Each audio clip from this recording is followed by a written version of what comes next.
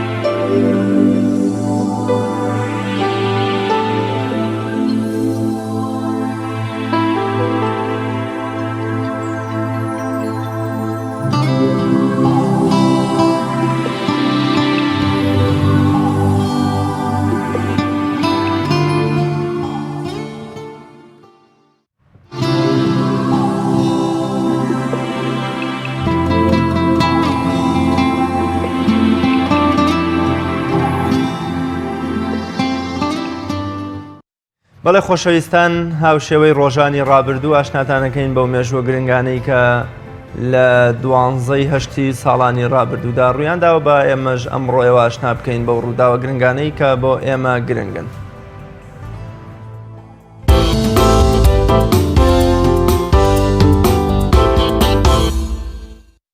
دوانزەی هەشتی ساڵی 636 پاش 2 ساڵ لە کۆچی دوایی پێغەمبەری پێشەوامان درودی خوای لەسەر بێت و سەرهەڵدانی بزوتنەوەی هەڵگەڕاوەکان لە سەردەمی پێشەوە ئەبوبەکری سدیقدا، سوپای مسلمانان بە سەرکردایەتی خالیدی کوڕی وەلید لە سەرکەوتنێکی بێوێنەدا و لە جەنگی بەناوبانگی یەرموکدا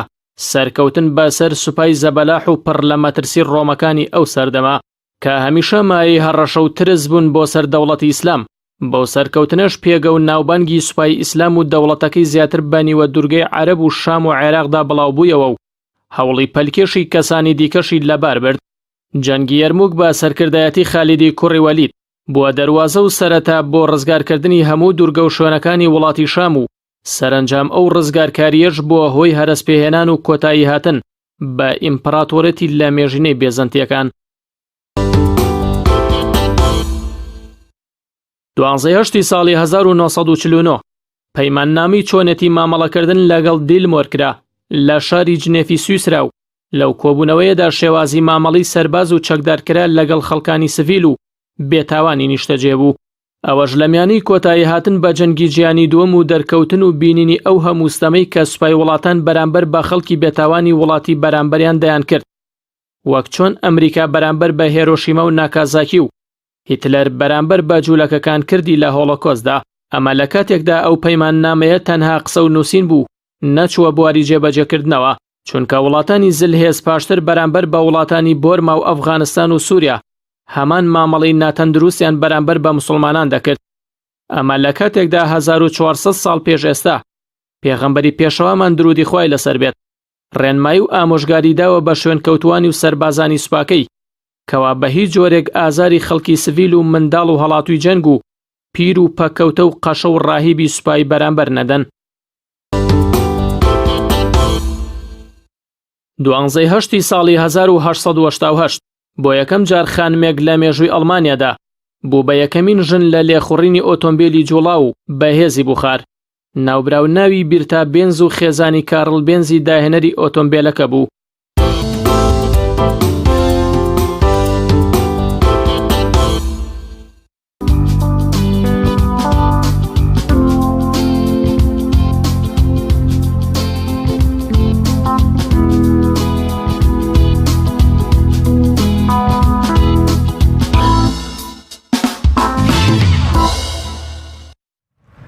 خۆشبەختانە لەم 4 ڕۆژەدا لە هەرێمی کوردستان لە شار و شارۆچکە و لادیەکانی هەرێمی کوردستان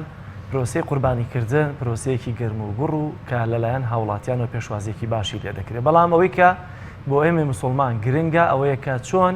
ژینگەی خۆمان بپارێزین بە تایبەتی لە کاتی قوربانیکردنە، کە ئەمە پێویستە قسەی لەسەر بکرێت چونکە بینیومانە لە ڕابردووە لە ژنەکانی ڕابردوودا لە هەندێک شوێن کاتێکە قوربانی دەکرێت شوێنی ژینگەکە بە جۆرێک پیس دەکرێت، دوجار بۆن و بەرامەکەی بۆ ماوەی چەندین ڕۆژ دەمێنێتەوە بۆ خەڵکی بێزار دەکات کە ئەمەش لە ئاینی پیرۆزی ئیسلامدا دروست نییە. بۆ قسەکردن لەسەرەوەی کە ئەو کەسی کە قوربانی دەکات ئەرک و واجباتی پاراستنی ژینگە چیە لەسەرشانی لەگەڵ بەڕێز کاکشوانی مەلا معرف چالاکوان لە بواری ژینگەدا قسە و گفتوگۆی زیاتر دەکەین. کاکشوان بەخێر بێ و پیرۆز بێ سوپاس لە خۆشی و جەژناب. ئەگەر لێەوە دەست پێ بکەین دەبینین هەموو ساڵێکە لە هەندێک شوێنە چۆن ژینگە پیس و پۆخڵ دەکرێەوە بۆ و بەرامەکەی بە تایبەتی تا چەندین ڕۆژ دەمێنێتەوە. ئەوەش دەزانین کاتێکە پاشە ڕۆی ئاژەڵێک فڕێ دەدرێ ئەگەر تەنها بۆنەکەی حساب بکەین چەندە خەڵکی بێزار دەکات. کەواتە ئەرک و واجباتی ئێمە چییە لە کاتی قوربانیکردندا و بە تایبەتی خۆ ئەمە نابێتەوە هۆکاربووی کە قوربانی نەکەین. بەتاکیت سەرەتا جێژنە پیرۆزە لە بەڕێستان و لە سەرجەم موسڵمانانەکەین، هیوای بەختەوەری و شادی بۆ هەموو لایەگە خوازین. هیوادارم هەموو ساڵە بە خۆشی و شادی بەسەر وڵاتەکەماندا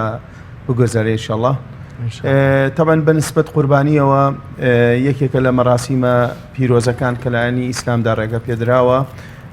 و داواکراویشە، وەکو خوای پەروەردگارە فەرمێت فەسەڵی لیڕەبیکە وەنحەڕ، لەگەڵ نوێژە خوای گەورە باسی کردووە چۆن ئێمە واجبە لە سەرماکە نوێژکەین بە هەمان شێوە بۆ کەسانی کە توانیان هەیە خوای پەروەردگار ڕێگای پێداون کەوا قوربانیش بکەن. هەڵبەتە خوای پەروەردگار کە خالقی ئەمەیە و دروستکەری ئەرز و ئاسمانەکانە بێگومان لەوەشدا ڕێگە بە شتێکەدات کە گونجاو بێ لەگەڵ ژیانیشمانە ئەنجامی بدەین. بۆیە سەرەتا پێم خۆشە ئاماژەیە بەوە بدەم کە هەندێک کەس لەواچی هەندێک جار بە ناوی پاراستنی ژینگەوە یان مەسەلەن قسەکردن لەو بارەدا ئاماژەیە بەوە بکەن کە قوربانیکردن لەوانەیە گونجاو نەبێت لە ڕووی ژینگەیەوە، بەڵام بە پێچەوانەوە قوربانیکردنیش خۆی یەکێکە لەو پرۆسانی کە ئەگەر بە شێوەیەکی تەندروست و گونجاو بکرێت هۆکارێکە بۆ پاراستنی ژینگە. چونکە بۆ زانیاری بەڕێستان و بینەرانیش لە سایە هەژدەی ئەو گازە گەرمکەرەوانەی کەوا ئەبێتە هۆی ئەو مەترسیانی کە ئەمڕۆ بەسەر ژینگەدا هاتووە سەرچاوەکەی لە ئاژەڵانەوەیە. چونکە ئەگەر بێت و ئەو ڕێژەیە حساب بکەین بە بابەتێکی تر کە ئەمڕۆ زۆر قسەی لەسەرەکەیەکە هۆکارە بۆ پیسبوونی ژینگە کە بریتێ لە هۆکارەکانی گەواستنەوە ئەتوانین بڵێن ڕێژەکەی لەوە زیاترە چونکە بەڕاستی ئەو گازانەی کەوا هۆکارن بۆ گەرمکردنەوەی بۆ گەرمبوونی بەرگە هەوای زەوی و کە پاشان ئەو کارساتانەی تر کە بوونەتە هۆکاری تێکچوونی ژینگە ڕوویان داوە لە وەکو باسم کرد بەپێی کۆمەڵە سەرچاوە لە سایە هەژدەی هۆکارەکەی بریتێ لەم لە ئاژەڵان کە گازی میسانە بە تایبەتی کە چەند قاتیش زەرمەندترە و خراپترە لە گازی دۆمۆکسیدی کاربۆن کە لە هەندێک کارگەوە دەرەچێت. بۆیە هاوسەنگ ڕاگررتنێک لە ژمارەی ئەو ئاژەڵانی کەوا ئێمە لە بەردەستماندایە مرۆڤاتی بەکاری دێنێ خۆی هۆکارێکە بۆ پاراستنی ژینگە و ڕێگریکردن لە مەترسیەکان کە ڕوو لە ژینگەکە بۆی هەڵبەتە خی پەروەردگاریش کە خۆی خاڵقمانە خۆی هیدایەتیشی داوین کە چۆن ژیان بگوزارێنین بۆ یەکێ لەو مەرجانەکە بەسەر مسلمانانەدا بەتاوەتی لەم چەند ڕۆژەشدا ئەو کوشتنەوەیە کە ئاژەڵان ئەکوژێنەوە بۆی کەوا هەم ڕێژەکەشیان هەم بە هاوسەنگی بمێنێتەوە هەم پاراستنی ژینگەشی بەدوادابێ ئەمە بە نسبەت ئەو خاڵەوە خاڵێکی ترکە بەڕاستی شێوازی قوربانیکردنەکەیە کە زۆر جار بەڕاستی بەهۆی نەزانیەوە بێ بەهۆی کەم تەرخەمیەوە بێت هۆکارێکە بۆ پیسبوونی ژینگە کە بەداخەوە نابێ ئەبێ مسلمان لە هەموو کە زیاتر ملتەزم بێ بە ڕێنمایەکان کە پێغەمبەری خوا صلی الله علیه و سلم ئاماژەی پێ کردووە و پێغەمبەری خوا صلی الله علیه و سلم فەرمێ ئەمە ئەبێ کەسانێک بین زیان بە خەڵکی نەگەیەنین پێغەمبەری خوا صلی الله علیه و سلم فەرمێ لابردنی ناڕەحەتیە لەسەر ڕێگای مسلمانان هۆکارێکە یەکێکە لە بەشەکانی ئیمان وەکو ئیمان حسابی کردووە بەشێک لە ئیمان بۆیە کە تۆ کە بیتە هۆکاری پیسبوونی یاخود ناڕەحەتکردنی مسلمانان لەولاوە بەهۆی خێرێکەوە ئەمە خێرەک وەکو بڵێن زەرەکەی زیاترە وەک لە خێرەکەی بۆی بەڕاستی پێویستە پابند بین بە ڕێنمایەکانەوە و شتێک نەکەین کە بێتە مای زیان بە چواردەورمان بە هەموو بەشەکانیەوە بە تایبەتی لەم کاتی قوربانیکردنەشتا چونکە ئەو پاشەڕۆیی کە لە ئاژەڵەوە دوای سەربڕین هەم خوێنەکەی هەم پاشماوەکانی تری هۆکارێکی سەرەکین بۆ کۆبنەوەی بەکتریا و کۆمەڵە مشەخۆر و کۆمەڵێ زیان وەکو کۆمەڵێ بەکتریا و کۆمەڵێک شتی تر کە هەوکاری سەرەکین هەم بۆ نەخۆشی هەم بۆ زیانگاندن بە خەڵکی بۆی پێویستە ئەمە لە شوێنی تایبەتیە ئەنجام بدرێ و ئەمەش تازە نییە لە فەرمانە دینیەکانە بەڵکو پێش 1000 ساڵ لەمەوە پێش کاتێکەوە تعالیم و ڕێنمایەکان لە دەوڵەتی ئیسلامیە دەرچووە ڕێگانە دراوە بە هیچ شێوەیەک بەم شێوەیە کە ئێستا خەڵک بە شێوەیەکی ناشارستانی و ناگونجاو لە هەندێک شوێندا سەربڕین ئەنجامەدا لە دەوڵەتی ئیسلامی بە هیچ شێوەیە ڕێگای پێنەدرا و معتەبەریش نەبووە. لایەنە پەیوەندیدارەکان ڕۆڵیان چیە لەم هۆشیاریە یان بەونە پێش دەژن ئەبوایە لایەنە پەیوەندیدارەکان هەماهەنگیە و هاوانگیانی لە نێوانیانە هەبوایە چونکە دەبواە ئەمان شوێنێکیان دیاری بکردای و تەنانەت لیژنە تەندروستیەکانی ڕۆڵیانە بواە چکە ئێسەوەی کە لەسەر شەقامەکان و لە شوێنە لاوەکیەکان ئافرۆشێلەوە چێ مۆری بەیتەری پێوە بێت کە سەرنجام ئەو نەخۆشیانەی کە حکوومەت و وەزارەتی تەندروستی وەکۆڵێ مەترسیان هەیە لەوەی کە هاوڵاتیان تووشی ببن هەر لەوێشە تووشی هاوڵاتیان بنێت لە بابەت پاراستنی ژینگەشەوە تا چەنە بواە لایەنە ژینگەیەکان وەزارەتی تەندروستی و حکوومەتوانە ڕۆڵیان هەبواە لەوەی کە شوێنێکی گونجاویان هەم بۆ سەربڕین و هەم بۆ پشکنینی گۆشتەکەش بکردن دابنایە. تەمان ئێمە وەکو ئەوەی من زانیاریمە بە وەکو شاری سلێمانی ئێمە سەربڕینخانیمان هەیە ئەتوانێت هاوڵاتی بچێ لەوێ ئاژەڵەکەی خۆی بکوژێتەوە و هەم دکتۆری تایبەتیشی لێ بۆ پشکنینی ئەو ئاژەڵە بۆی بزانین گونجاوە لە ڕووی ئەوەی کەدا بەشکرێ بە مسلمانانە چونکە بەڕاستی کە تۆ خێرێگەکەی خی پەروەردگار ئەیەوێت خێرێک بێکەوە ئەذا و ناڕەحەتی بەدوایانە بێت پێغەمبەری خوا صلی الله علیه و سلم فەرمێ کە تۆ سەدەقەیەک دێ بە دوای منە دەکەی بەسەریدا ئەمە خۆی لە خۆیان خێرەکە ئەسڵەن ناهێڵێ و بەڵکو ئەبێ بە تاوانیش بۆت چ جاوی کە تۆ ئێستا تەوێ قوربانیە بکەیت لەم لاوەقەینا خێرێگەکەی بەڵام لەو لاوە بەهۆی ناڕەحەتیەکەیەوە هەم ئەجرەکەی نامێنێ و هەم ئەبێ بە تاوانیش لەسەرت بۆیە ئەوەی من ئاگادار بم لایەنە پەیوەندیدارەکان فەرمانیان دەرکردو بڕیار دەرکراوە کە بە هیچ شێوەیە قەدەغەیە بەڵام بەداخەوە هەندێک یەکێتە سەر هاوڵاتی ئەبێ خۆی بەڕاستی شعوری هەبێ و خۆی هەست بەوە بکاکەوە ئەم کاری کات ناتەندروستە هەم لە ڕووی ئەوەی کەوا پاشماوەکانی ئەبێتەوەی بێزارکردنی خەڵک و هەروەها ئەو گۆشتش تۆ دڵنیانی لەوەی کە ئەیدەی بە خەڵک ئایا گونجاو بۆ خواردن یا گونجاو نییە چکە بەڕاستی ئەمەش پێویستە هەڵوێسەی لەسەر بکەین چکە ئەم گۆشتەی کە تۆ ئەیدەی بە خەڵک ئەگەر خوا نەخواسە بەهۆی ئەم گۆشتەی تۆ کەسێک تووشی ناڕەحەتیە تووشی ئەزایەک تووشی خراپەیەک بوو ئەوە تۆ لە هەم لە دنیا هەم لە قیامەتیشا بەرپرس پرسیاری بەرامبەرەوە بۆیە بۆی کەوا هەم خێرەکەمان بە شێوەیەکی تەندروست و گونجاو بێت پێویستە ڕێنمایەکان وەکو خۆی جێبەجێ بکەین هەم ڕێنمای تەندروستەکان هەم ڕێنمای ژینگەیەکان واوەی منیش ئاگادار بم هەم قایمقامێتی سلێمانی و هەم لایەنە پەیوەنددارەکان ڕێنمای پێویستیان بۆ دەرکردووە بەڵام ئەوەی ماوەتەوە خەڵکی پابند بێت بۆ ڕێنمایەوە. زۆر باشە کاکشوان زۆر جار کاتێکە ژینگە پارێزەکان قسە لەسەر پاراستنی ژینگە دەکەن بە تایبەتی بۆ من لە فڕێدانی دەبەیەکی پلاسیک دەڵێ کاکە ئەمە 300 ساڵ 400 ساڵ 250 ساڵ لە زەویە دەمێنێتەوە شی نابێتەوە بۆیە زیانی بۆ زەوی هەیە. ئایا فڕێنەدانی پاشەڕۆی ئاژەڵەکان یعنی بەو شێوازەی کە ئێستا لە هەندێک شوێن وەک خۆش تاماژت پێکرد دەبیندێت بیرکردنەوەی لەوەی کە ئەمە درەنگ شیە بێتەوە یاخود نا بیستکردنی ژینگە و بڵاوبوونەوەی نەخۆشی و ئەمانەیە. بەڵێ تەمان ئێستا دەبێت کە تۆ فرێدەی زیانەکەیەوەیە کە چەند ساڵ لە زەویدا دەمێنێتەوە پاشان شیبوونەوەی درەنگە و بەپیتی خاک و کۆمەڵە زیان بە خاگەگەێنێ بەڵام ئەم پاشماوانە قەیناکات بڵێن بە زووی شیە بنەوە کۆتاییان پێدەیە بەڵام ئەو ماوەی کە ئەمێنێ کاریگەری زۆر سلبی بەسەر تەندروستی هەم بۆ خەڵکی و هەم بۆ ئاژەڵانی دەوروبەریش و بۆ سروشیش بەجێڵێ چکە یەکەم وەکو باسمان کرد لە ئەوەڵیشەوە سەرچاوێکی سەرەکیە بۆ گەشەی بەکتریا بۆ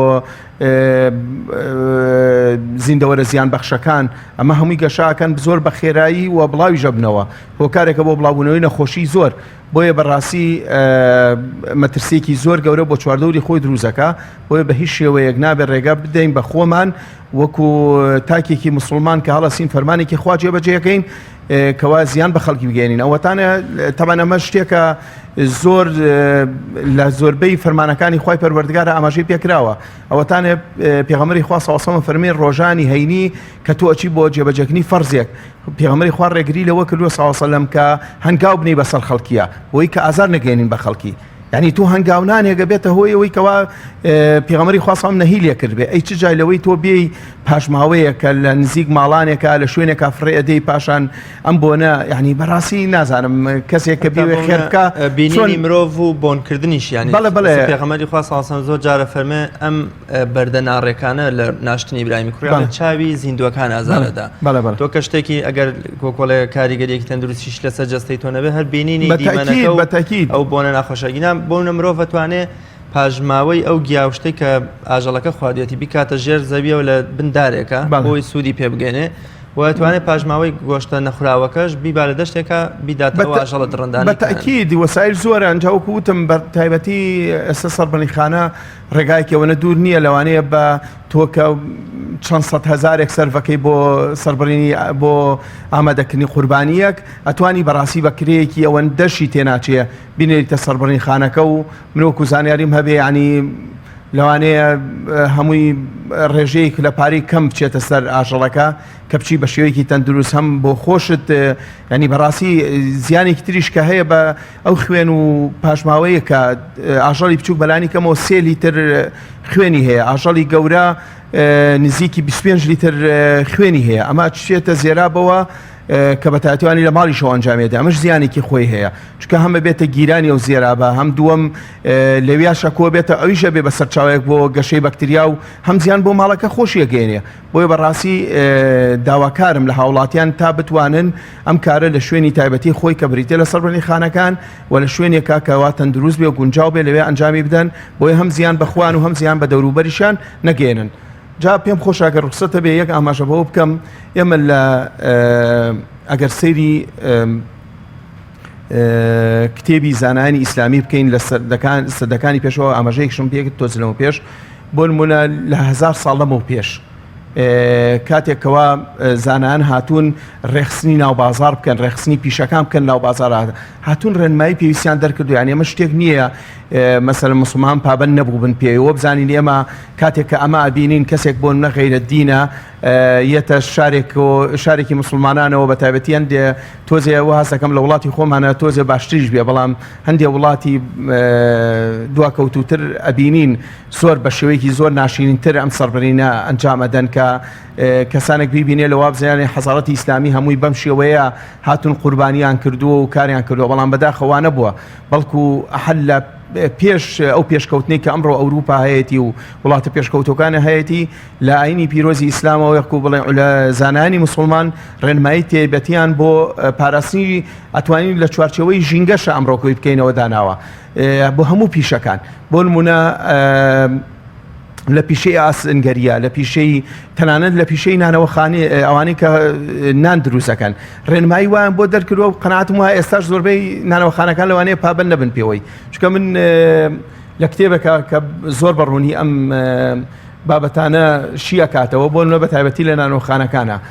بازەکەڵێ پێویستە ئەو کەسێک کەەوە هەڵەسێ بە دروستکردنی نان یەکەمیان ئەو ئاگری کەیکاتەوە دووکەڵکێشێکی تایبەتیە بێ و ئەوەنە بەرز بێت لە دوکانەکەیەوە دووکەڵەکە بچێتە دەرەوە بۆی لەو ناوەدا کۆنە بێتەوە خەڵکی گوێزار نەکە ئەمەی کە بۆت بازەکەم ئەم کتێبە پێش 1000 ساڵ لەم و پێش بڵاو کراوەتەوە و خەڵکیش پابند کراوە پێی نەک کتێبێ بێ بەس بۆ بڵاوکردنەوە بەڵکو ئەمە کاتی خۆی حوسبە هەبووە ئەو کەسانی کە پشکنینەری ناو بازار بوون لەسەر ئەم کتێبە ڕۆشن وەکو تعلیمات و ڕێنمایی بووە لە بازاردا جێبەجێ کراوەی پابند نەبووە تەنانەت لێپرسینەوەی لەگەڵا کراوە بۆ من ئەو کەسەی کاڵێ نانەوە کات پێویستە ئەو منجەڵە یاخود ئەو تەشتەی کەوا هەویرەکەی تێشێلێت هەموو ڕۆژە بیشوا و بە هیچ شێوەیە ئاساری هەویری ڕۆژی پێشووتری پێوە نەمێنێ چکامە خۆی لە خۆیدا بێتە هۆی کەڕووکردن و خراپە وەگەر تۆسبێنی هەم بە هەمان شێوە یا بۆ نمونە ئەڵێ ئەو کەسەی کەوا هەویرەکە ئەشێلە پێویستە پەڕۆی بکا بە ناوچوانی وەکو چۆن ئێستا لە مەطعەمەکاندا زۆربەی کراوە بە مەرجە بێ کلااو بکاتە سەریۆمانە بۆی کاتی ئارەقیشی کردەوە ئارەقەکەی نەچێتەوە شۆن دەتوانینەوە مەستەجە بدەینەوەی قوربانی دەکەین لەوەی کە پاراستنی ژینگەش بەشێکە لە واجبات بەتاکید ئەوە مەسچەکەمانە زۆر باشە کاکشوان زۆر جار وە کاگرازیش پێشتر ئاماژەی پێکرد لایەنە پەیوەندیداریەکان ئەمانە چۆن دەبێت ڕۆڵیان هەبێت لە پاراستنی ژینگە لە کاتی قوربانیکردن ئەگەرچی ڕێنمایی دەردەکەن بەڵام خۆ دوجار دەبینی بۆ منە لە سلێمانیە گەردوور نەڕێن لەسەر شۆستیەکە دەبینین چی دەگوزاری هەموو قوربانیەک ڕەنگە ئەوان بەشێکی لەبەرەوەی نەوێرن دەستی بۆ بەرن بڵێن کاکەوە خەڵک ئەمانە ڕێگری دەکەن لە قوربانی بەڵام لە بەرامبەر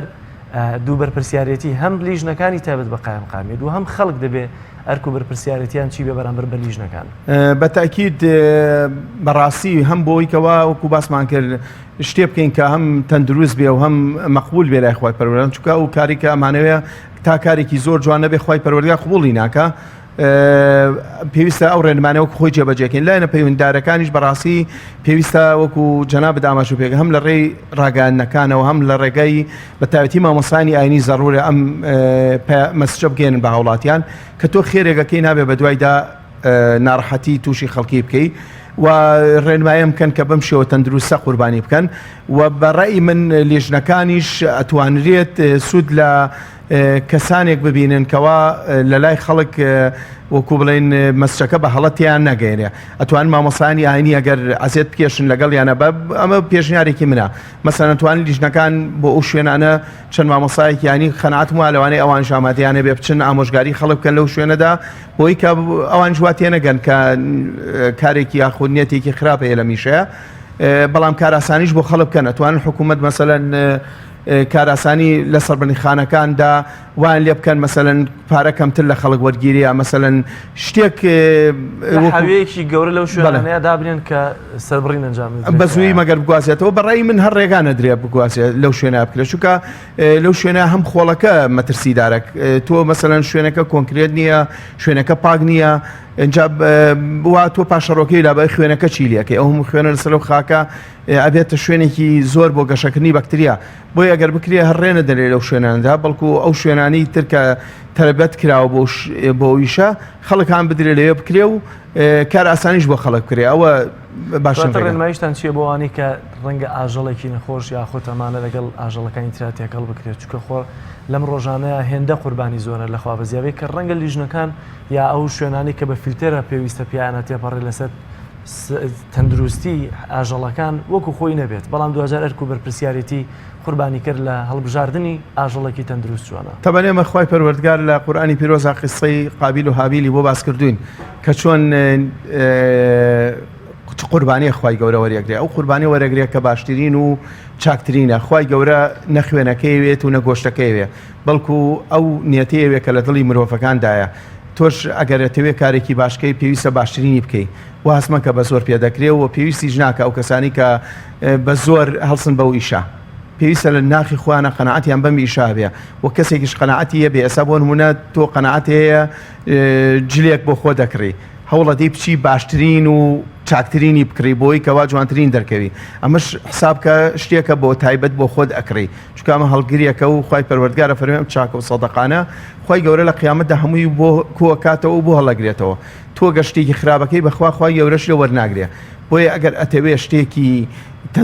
شتێکی باش بکەیت و خی گەورەش پاداشتی باشت باتەوە پێویستە شتێکی باشکەی بۆیە هەر لە شەرعی شارەگا پێنەدراوە نەخۆش و وەکو ئاژەڵەکە کوڕی تیابێت بەکاربێنرێ بە قوربانی ئەمە شەر خۆی لە خۆیان ئاماژەیەکە بەوەی کەوا خەڵک شتێک نەکا بە قوربانی کە زیان بە خەڵک بگەێنێ هەر ئاماژەکان زۆر بەڕوونی ئەنی ئەوەی کە لە قوربانیە باسکراوە لەوانەیە لە زۆر شتی ترا و تەفاسیلە باز نەکرابێ ئەمە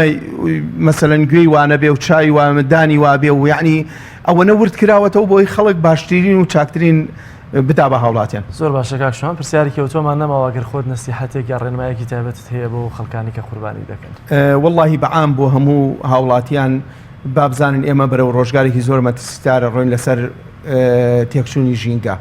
هەم بە هەڵسوکەوتەکانی خۆمان هەم بە زۆربوونی ژمارەی دانیشتوان و ئەو پێشکەوتنەی کە ئەمڕۆ ئەیبینی هەمووی بە زیان بەسەر ژینگە ئاگەڕێتەوە هەمووشمان بەرپرسیارین بەرامبەر پاراستنی ژینگە ئەنی کەس بانەڵێت ئەمە ئەرکی فلانە و ئەرکی حکوومەتە و ئەرکی فلان شوێنە هەموو کەس لای خۆی و بەرپرسیارە بەرامبەر پاراستنی ژینگە تۆ ئەمڕۆ ئەم ئیشە لە بەردەسایە بۆ منە ئەمڕۆ هاوڵاتیە کەڵەسێ بە قوربانیکردن با هەوڵ بدەین ئەلەم ئیشەماندا پارێزگاری لە ژینگە بکەین نبینە هۆی مەترسی زیاتر بۆ سەر ژینگە و تێکدانی ژینگە مەسەرەن کەسێکی تر کارگەیەکی هەیە پێویستە بیل لەوە بکاتەوە ئەم کارگەی نەبێتەوە هۆکار بۆ زیانگانتن بە خەڵکی بە هەمان شێوە ینی چەند ئەو بەرپرسیارە بەرامبەروەی کە کارگەکەی هیچ جۆرە دووکەڵێک نەکا و هیچ جۆرە زیانێک بە خەڵکی نەگەێنێ ئەمڕۆ شتۆ کە ئەم شتە بچووکە لە بەردەستایە بە کەمی مەزانە چونکە ئەم زیانەی تۆش بەشی خۆی کاریگەری بەسەر خەڵکەوە بەجێڵە چۆن ئەو کارگەیە کە تۆ ئەیبینی دووکەڵەکە و زیانە گەێنێ بە خەڵکی بۆی پێویستە هەمومان هەست بە بەرپرسیارەتی بکەین و ئەم پاراستنی ژینگەیەش بە هەمومان ئەکرێت یعنی هەچمان خۆمان لێ بەدەر نەکەین بۆیە هیوادارم هەمومان لە خەمی ژینگەدا بین چونکە بەڕاستی ئەو مەترسیانی کە ڕوومانتیەکات زۆر لەوانەی کە ڕابردووە خەتەرتارترە و مەترسیدارترە ئەگەر پابند نەبین بە ڕێنمایەکان زۆر سپاس بۆ بەڕێز شوان مەلا معروف چالاگوانی بواری ژینگە زۆر سپاس بۆ ئامادەبوونن زۆر سپاس بۆ وەرسەرکەوتوو بن بەڵێ خۆشەویستان ناوبڕێکی کورد وەرەگرین بەڵام چاوەڕێی پەیوەندیەکانی ئەوێ عزیز و خۆشەویست دەبین لە ڕێی ئەو ژمارە تەلەفۆنانی کە ئێستا هاوکارانمان لەسەر شاشە پیشانی ئەوێ عزیز و خۆشەویستیەدەن و وەکو ڕۆژانی ڕابردوو ڕۆژی ڕابردوو جەژن ببێتە ئۆفەرێک یان بۆونە ببێتە هەل و وێزگەیە بۆ ئاشتەوایی هەر کەسێک لەبەر خاتری خی گەورە لە ڕۆژانی جەژندا لەگەڵ دۆستێکی ناسراوێکی خزمێکی هاوڕێیەکی دراوسەیەکی ئاشتەوایی ڕاگەیان دەبێ ئێمە ناوەکەیەکەنە تیر و پشکە و لە کۆتایی بەرنامەدا کەسێک خەڵاتی کەناڵی ئاسمانی پەیامی پێشکەش دەکرێت چاوەڕێی پەیوەندیەکانی ئەوێ عزیز و خۆشەویست دەبێن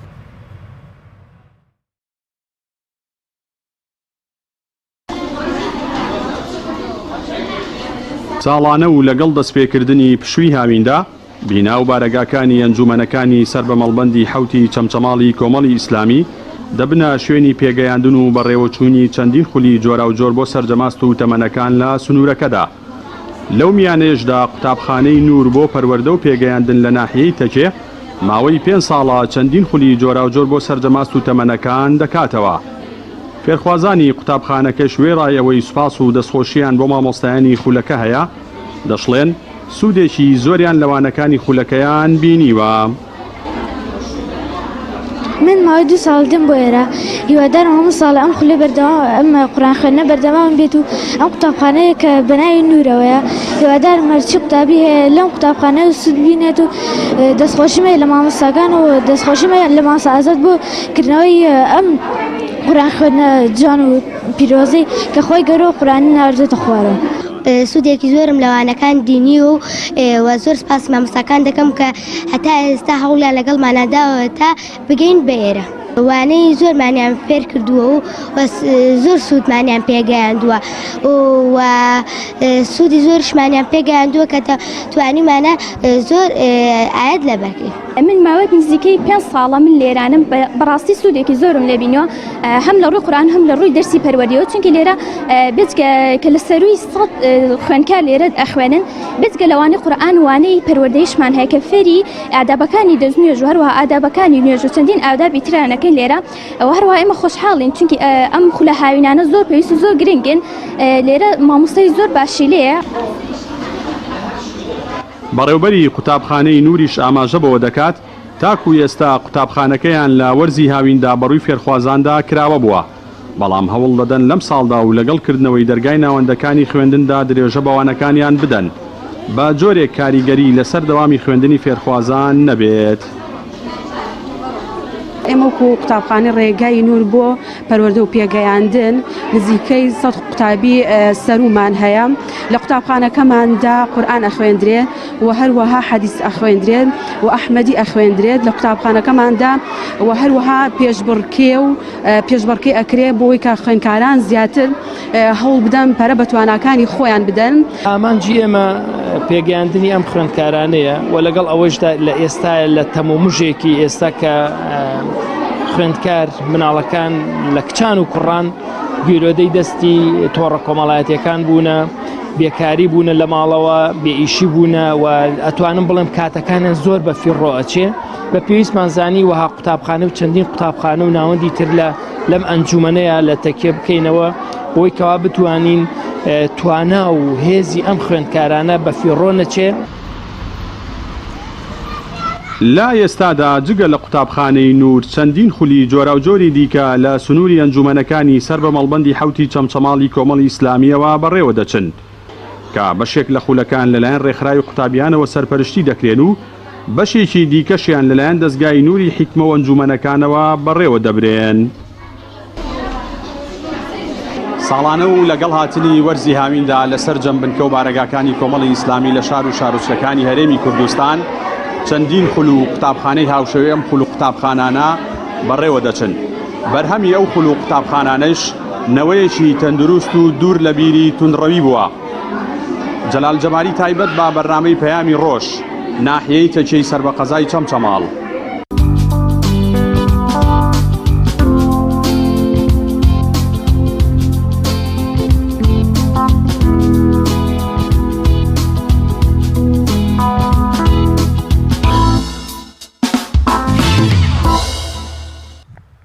بینەرانی عزیز وە کاماژەمان پێکرد چاوەڕێی پەیوەندیە تەلەفۆنەکانی ئێوە دەکەین کە دیارێکەم پەیوەندیش میدیاخانە لە کەرکووکەوە. میدیاخان سڵاوی خوای گەورە لێبێت و جەژنت پیرۆز بێت.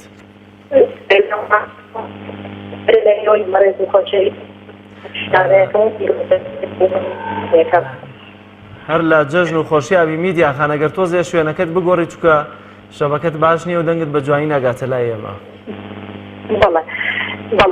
وهروقتی پیرۆزبایی دەژنی قوربان لە ئێوە و لە سەرجەم کارمەندانی تەلەڤیزیۆن مەکران ئەڵا دەرکەوت و بەردەوام ببن لە کارە جوانەکەتان. زۆر سپاس. میدیاخان ئەگەر پێمان بڵێ ئەم جەژنەیە خۆت ئەم جەژنەوە ئەم ڕۆژی ڕابردووە بووەتەوە کاریەوەی کە لەگەڵێکە کاشت ببیتەوە گەر ناکۆکیت هەبوو بە یاخود بڕیار بدەیت لەم دوو ڕۆژەی کە ماوە دوو ڕۆژی داهاتوو ئاشت ببیتەوە؟ زۆر ڕاستە بەڵێ من خۆم هاوڕێکم هەبوو ئیتر ماوەی ساڵێکە بوو بینم لەگەڵی نەمابوو بەڵام شکر بۆ خوا کە دوێنێ دەست پێشخەریم کرد و خۆم چۆم پێشەوە چونکی زانی ئەجر و پاداشتەکەی خۆم زیاتر ئەبێ دەبێت هەرچەنێ یعنی خەتەکە غەڵەتەکە لە منەوە نەبوو لەوە بوو بەڵام چون دەست پێشخەریم کرد. کەواتە جەنابە دەست پێشخەری ئەو کەسی کە ئەچێ دەست پێشخەریەکە لە ئاژبوونەوە و ڕازیکردنی پێویستی بەرامبەرەکەی ئەچی زیاترێدە. زۆر باشە میدیاخان خوای گەورە پاداشتی بەخێرت بداتەوە دەستەکانت خۆش بێ و هەر لە جەژن و خۆشیاوی ناوت دەنووسین بۆ یەکێک لەوانەی کە لە کۆتایی بەرنامەدا ناوت دەچێتە تیرۆپشکەوە بۆی کە خەڵاتێکی شایستەی تایبەت بە کەناڵی ئاسمانی پەیامت پێشکەش بکەین ئەگەرچی خۆیەوە ئاشتەواییە خەڵاتەکەی لای خوای گەورەیە بەڵام ئێمە ژۆک و پێزانین وەکو هەندانێک بۆ خەڵکی دیکە خەڵاتێک ئینشاڵڵا پێشکەش دەکەین ئەگەر ناوت لا تیرۆپشکەکەیە دەرچوو. ئینشاءالله زۆر دەستخۆشیانەکەم زۆر خۆشحاڵیش بووم کە بەزارین لەم کەناڵە جوانە ئینشاءالله سەرکەوتوو بێت. زۆر سپاس. پەیوەندیەکی ترمان لەگەڵایە. تانیا عیزەدین سڵاوی خوات لێبێ عەلەیکی سەلام. دەستتانش پیرۆز بێ. زۆر سپاس. جەنابەت لەکوێوە پەیوەندیمان پێوە دەکەی؟ لە کەرکووکەوە. وا دیارە لەگەڵ پەیوەندی یەکەمانەوە چێ ناوەکەتان زۆر هەم خۆشکن. بەڵێ. خۆشحاڵین. من خۆشحاڵترم. ناشێ لەگەڵ تۆیە دەنگی دابڕی بێوەسە تۆش لەگەڵەوە بڵێ لەگەڵەوە ئاش بوومەتەوە. والله نەوەڵا لەگەڵ ئەوانیم جەژنتان پیرۆز بێ. جەژن لە شاری کەرکووکی خۆشەویست چۆنی بوو، چۆن گوزەرا، چۆنتان بەسەر برد؟ والله لەخوا بەزیادێ جژنێکی خۆش بوو، پڕ لە شادی بوو. ئینشەڵڵا دوورەکەین لە شەڕ و شەڕی ئازاوە و شەڕی داعش و ئینشەڵڵا هەموو ساڵێ بە خۆشی بێنە سەر و ئەی هێماکانی کردنی پرۆسەی قوربانی چۆنیە؟ خەڵک ئامادەی هەیە قوربانی بکات بۆ خوای گەورە؟ والله کەمە لە کەرکووک قوربانی زۆر کەمە لە چاو چۆمچەماڵ باباسیەکەن. زۆر باشە. تانیا خاتون، تۆ چی هیچ کەسێک هەبووە کە لە ماوەی ڕابردوودا لە قۆناغەکانی ژیانتا لەگەڵ یان ناکۆبوویت و جەژنت کرد بێتە هۆکاری ئاشتبوونەوە؟ بەڵێ لەگەڵ دراوسێکمان نێزیکی و حەوتمان دەنگمان نەبوو لەسەر مناڵ، بەڵام خۆم شڕۆشتم پیرۆزبەییانم جژنمیان کردن ئەیان کرد وتم با هیچ لەگەڵمانە دەمێنێ ئەوە ناهێنێ لەسەر مناڵ ئێمە دەنگمان دەمێنێ قسەمان دەمێنێ. الحەمدولله و نمونەتان زۆر بێ لەگەڵ خات و میدیایە. باخوا دەستی خێرەکەم بۆ بنووسێ، با زیاتر خێرەکەم بۆ بگات و تانی دنیا هەر مردنە خۆت نازانی چی ساتێ ئەمێنی تۆ. وەڵی خۆم بۆشتم وتم ئەوە باشە.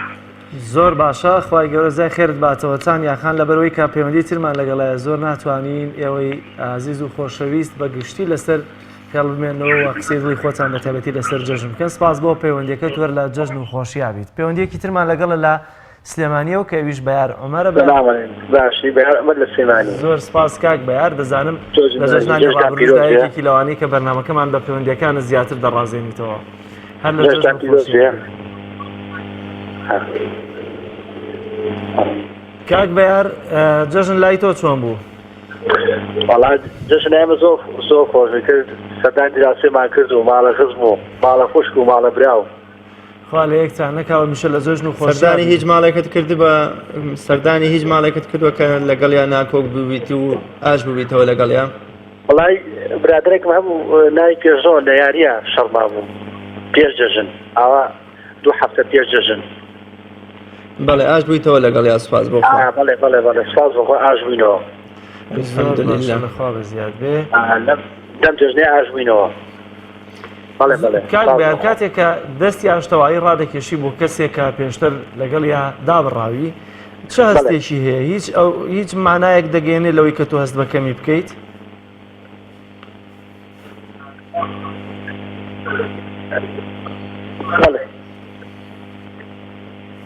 بەڵێ چۆن؟ زۆر باشە کاک بەیار، سپاس بۆ پەیوەندیەکەت. کاک بەیار بوو، بەیار عومەر لە سلێمانی. پەیوەندیەکی ترمان لەگەڵایە تیناخان لە چەمچەماڵەوە. تیناخان سڵاوی خوای گەورەت لێبێت و جەژنت پیرۆز بێت. وای خوای گەورە لە ئێوەی بەڕێز جەژنی ئێوەش پیرۆز بێ، هەموو ڕۆژێکدانە جەژن خۆشی. زۆر سپاس هەر لە جەژن و خۆشییا بیت. تیناخان جەژنت کردووەتەوە کاریەوەی کە لەگەڵ کەسێک ئاشت ببیتەوە یا کەس هاتووە لەگەڵ تا ئاشت بێتەوە گەر ناکۆکیەکتان هەبوو بێ لەگەڵ یەکە؟ بەڵێ بەتەئکید هەر من لە ڕۆژانی جەژنە منان خۆم بۆ شێوەیەم کە لە یەکێک عاجز بم خۆم دەستپێشخەری لەگەڵەکەم و ئەمە ئاشتە بووم لەگەڵیا و بەتەئکیدیش ئەم جەژنە بە هاوڕێیەکەم داوای نازنین لێ کرد، هەسە لە خەتای خۆشم نەبوو بۆ ماوەی 3 مانگ قسەمان نەکرد لەسەر شتێکی زۆر سوود. زۆر باشە، کاتە هەستێکی چۆنت هەبوو کاتێک کە تۆ دەستپێشخەریت کرد و بە تایبەتی کە ئاشت ئەبیتەوە لەگەڵیا؟ وڵا بەتەئکید ئێمەی موسڵمان کە کاتێک کارێکی باش دەکەین ئەبێ خۆشیە بچێتە دوومانەوە. بەڕاستی منیش هەستم بۆ خۆشیە بکەچمە دوومان. ناوی باوکت چی بوو تینا خاتون؟ هیوە. خۆشحاڵین و جەژنە پیرۆزەشی ئاراستەی خانەوادەکە دەکەن. ئێوەش دووبارە 3 بارە پیرۆز بێ، هەموو ڕۆژەکانە جەژن بێ. هەر لە خۆشی و جەژنابی. سپاس بۆ پەیوەندیەکەت. پەیوەندیەکی ترمان لەگەڵایە ئایا نادر لە کەرکووکەوە. ئایا خانسڵاوی خوای گەورەت لێبێ و جەژنت پیرۆز بێت. سڵاوی خوای گەورە لە ئێوە، جەژن لە ئێوە پیرۆز بێت. دەستخۆشی بەرنامەکەتان لێکەم، پیرۆزبایی جەژن لە تۆ لە هەموو موسڵمانانی سەرجیان لە کارمەندانتان.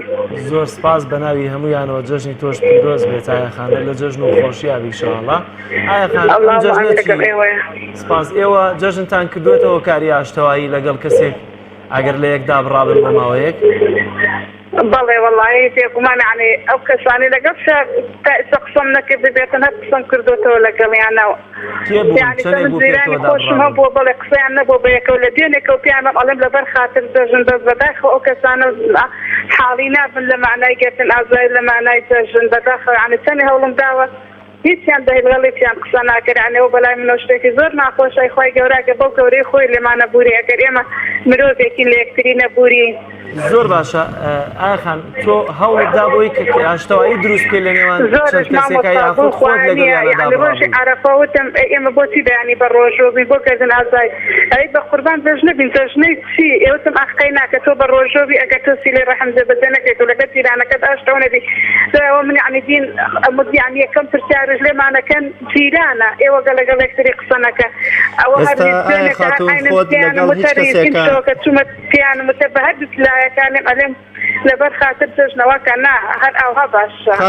خۆت لەگەڵ کەسە ناکۆک بوویت و ئاشبیتەوە یا هەوڵت داوە نێوانگیری لە نێوان دوو ناکۆک و دوو دژا بکەیت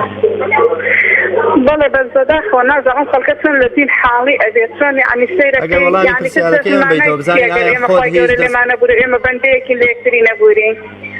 وەڵامی پرسیارەکەی ئێمە لە ڕۆژانی ڕابردووی بەتابەت ڕۆژی دوێنەیە ئەمڕۆیە بەیانی و دوو بەیانی هیچ نیازێک دێ لەگەڵ کەسێکی ناکۆک کاشبیتەوە یا کەسیوە هەبووە بەڵێ پرسیارەکە چێ برای بە ڕێژە باشکە دووبارێکیتەوە لە دوێنێ و ئەمڕۆ بۆ ڕۆژانی داهاتووی جەژنیش هیچ کەسێکی ناکۆک هەبووە کە جەنابەت بۆی جەژنەوە لەگەڵی ئاش ببیتەوە والله إذا جاني كمان مثلا يعني أنا فكرة كذا ولا خصم لا برادر لا ناسيا كسي وأنا بو يعني بلا عادي زودت مو بس نور قال لي خصم كم ساعات حاولتني بيعني أول شيء قسمنا كده من تلفون بيكردو قسمنا قال لي كردو ترى تايسكت إنه ما ولا شيء أنا قسمنا كده أجر أو ما بورم كيتوا ويكتو العرفة وهولي بودي عاش ببيته ولا قال خوتها ناكوك ياخذ دوك سيتر ناكوك أنت تبي عاش توايا لأني ما عنده أساس ما مثلا أنا زور تأثيري لما كردو يعني زور تاخذ ما يمشي حتى درنجاني يعني شنو كان في شو شبكة أنا يعني زور أو تأثيري بيمكن زور باشا أو أنا لقى كثير كان من اللي خوش حال زور باشا بميديا وإن شاء الله هولا كانت سربقرن أو دو بنماليش بيجاج بنوا بيوندي كوت دواترمان جيان عثمان لشاري سليمانية وخاتو جيان صلاة خواد لي بوجهن تام بيروز به وای خۆش لە ئێوە و دەستخۆشی بەرنامەکەتان کەم و جەژنیشتان پیرۆز بێ هەر لە جەژن و خۆشیابی سپاس بەناوی هەموو کەناڵەکەشەوە ژیان خان جەژنت کردووەتە وێستگەیەک بۆی کە لەگەڵ کەسێک ئاشتوو بیتەوە یاخود کە زاتووە لەگەڵ تا ئاشتوو بێتەوە و ئاشتەوایی بەرپا بکەن دەستاکی چۆن بوو کێ بوو چەند بوو لە یەکدا بڕابوون وەڵی هاوڕێکی نزیکم بوو ئەو نەبوو کە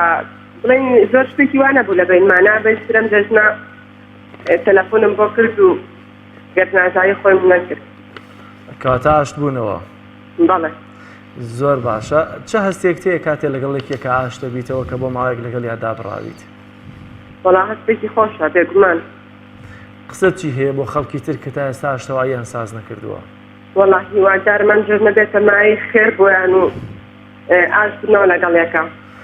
زۆر باشە سپاس بۆ تۆ خاتوژیان لە جەژن و خۆشیابی پەیوەندیەکی ترمان لەگەڵ کاگڕاز کاک مەریوان لە سلێمانیەوە کاک مەریوان سڵاوی خوای گەورەت لێ بێت و جەژنت پیرۆز بێت وطن لێ و جەژنتان پیرۆز لە هەموو لای پیرۆز بێت دەستخۆشی بەرنامەکەتان زۆر سپاس هەموو لای کاک مەریوان جەژنت کردووەتەوە کاری ئاشتەوایی بەڵێ طبعاً لەگەڵ کێ دابڕاویت چەند بوو دابڕابوون لە یەکتر والله برادر ابو يكره تيجوا يبسم تلفون بوكر هكذا جايبين ولا مثلا كذا انا يتسمون ولا لكن تجمع اخر شيء چەند بوو لە یەک دابڕابوون کاک مەریوان ساڵی چێ نەپەڕان ساڵی زۆر باشە 2000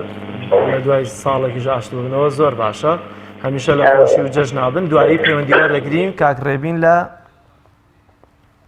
لە کەرکووکەوە کاک ڕێبین سڵاوی خوای گەورەت لێبێ و جەژنت پیرۆز بێت جەژنی لە تۆ پیرۆز دەبراکەم باشی هەر لە جەژن و خۆشیابی سپاس دەکەم مەمنونم کاک ڕێبین کاک ڕێبین جەژنت کردووەتەوە کاری ئاشتەوایی یاخود کەس هاتبێ بۆ لای تۆ تۆی ئاشت کرد بێتەوە بەداخەوە پەیوەندیەکەی کاک ڕێبینیش پچڕا. بینەرانی عزیز ئێمە وێزگەیەکی تر یاخۆت کاتێکی تر تەرخان دەکەین بۆی کە لەناو بەرنامەکەمانە ئێوە عزیز پەیوەندی بکەنوە ئەو هەوڵانەیە ئەو ئاشتەواییانەی کە لە ڕۆژانی جەژندا سازتان کردووە بۆمانی باس بکەنەوە ناوتان تۆمار بکەین بۆی کە خەڵاتێکتان پێشکەش بکەین. بەڵام لە ئێستادا ناوبڕێک وەردەگرین بۆی کە بچینە لای بڕگەی دووەمی بەرنامەکەمان. بەڵام لەم ناوبڕەدا راپۆرتێک کە پەیامنێرمان سۆی محەممەد ئامادەی کردووە لەسەر شووتی پێنجوێنەوە دڵنیام لەم جەژنەشدا زۆربەی ماڵەکان بەبێ شووتی نابێت کە میوەیەکە لە ئێستادا بە تایبەتی دەبێ هەموو ماڵێکتی دابێت. با پێکەوە بینێری ئەو راپۆرتە بین.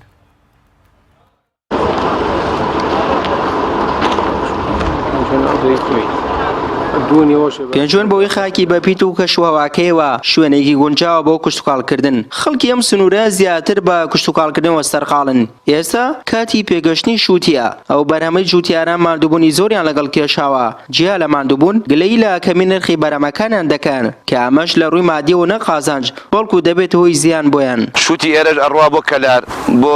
سلێمانی بۆ شارەکان و لەبەر ئەوەی کۆمەڵی مەسەفی زۆرمان کردووە لە شووتیە نەوارێک بێمنەت ملیۆنێکی سەرچێت ئەمڕۆ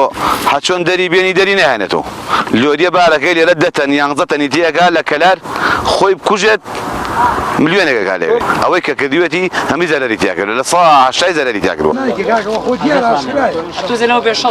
کەمی نرخی شووتی و درەنگ ساغبوونەوەی لە بازاردا جیا لەوەی جووتیارانی نیگەران کردووە بۆتە هۆی نیگەرانی بۆ شۆفێرەکانیش چونکە تا درەنگتر بەرهەمەکان ساغ ببنەوە ئەمانیش درەنتر کرێکەیان وەردەگرن. بەرهەمەکە پارە ناگەوە لە ساعت 5 بیاناتی نەدەدەرەوە تایس ئەم دەخە ئەمە بارێکی عەرەبە من بارمان کردووە کاکە بە 20,000 دینار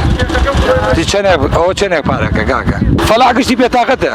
گشتی تەواوی گشتی بێتاقەت حەواسی نەماوە کاکە هیچ پارە ناگە بەروبوومی ئەم وڵاتە. کرێکارەکانیش نیگەران و دەڵێن گەرچی ئەم بەرهەمی شووتیە دەبێت هۆی دابنکردنی هەلیکار بۆ گەنجان بەڵام ئەو هەلیکارە بۆ کرێکاری بیانیە. هەر لەم شووتی چنینە لێرە بە مەکینە ئەمان بردە دەرەوە هەموو مەکینەیەک 10,000 تیا بوو بۆ ئێمە. ئێستا کرێکارە ئێرانیەکە بە 20,000 لەناو شووتیەکە ئایڕنێ بووی کەواتە ئیشی ئێمەی نێڵاو. 180 شێمی کەمەی کردو کرێکاری بیانی. بەڕێوەبەری کشتتوکاڵی پێنجوێنیش دەڵێت ئەو شووتی لە پێنجوێن بەرەم دێنرێت لە هیچ جێگەیەکی تر نییە و تایبەتە باسی لەوەش کرد کە ڕێژەیەکی زۆر شووتی بەرەم دێنرێت بە جۆرێک دەتوانێت بەرهەمی ناوخۆی پێبڕ بکرێتەوە و ئەوەشی نەشاریەوە کە نەیانتوانێت وەک پێویست هاوکاری جووتیاران بکەن. وەکو ساڵانی پێش و شووتێک پێنجوێن بەناوبانگ بووە لە هەموو کوردستاندا ئێستا شەر ئەو شووتیە و هەر ئەو فەلاحەیەکە ئەو بەرهەمی کشتتوکاڵی بەرهەمێنێ لە سنوورەکەی و پێم وایە یعنی ئەو شووتێکە لە سنووری پێنجوێن بەرهەمێنێ لە هیچ شوێنێکی ترانە بێت. لە کاتی پێگەشتنە وای لێت کە ناوخۆی هەرێمی کوردستان بە زیادە شۆپڕ ئاکاتەوە ئەشتوانی یعنی بەرەو ناوچەکانی تری سنووری عێراقیشی بووین. کە دەوترێ شووتی پێنجوێن گومان لە شیرین و تامەخۆشەکەی ناکرێت بەڵام نەبوونی بازارێک بۆ ساختکردنەوەی بەرهەمی شووتی بۆتە هۆی نێگەرانی بۆ جووتیارانی ناوچەکە. لە دوای ماندووبوونێکی زۆر بەرهەمەکەیان ئێستا دەنێرن بۆ بازار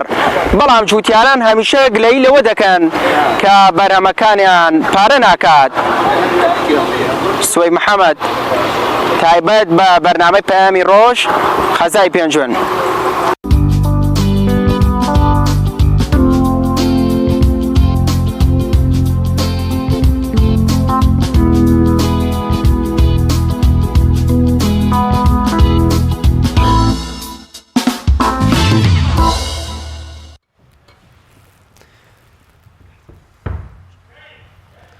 بینەرانی عزیز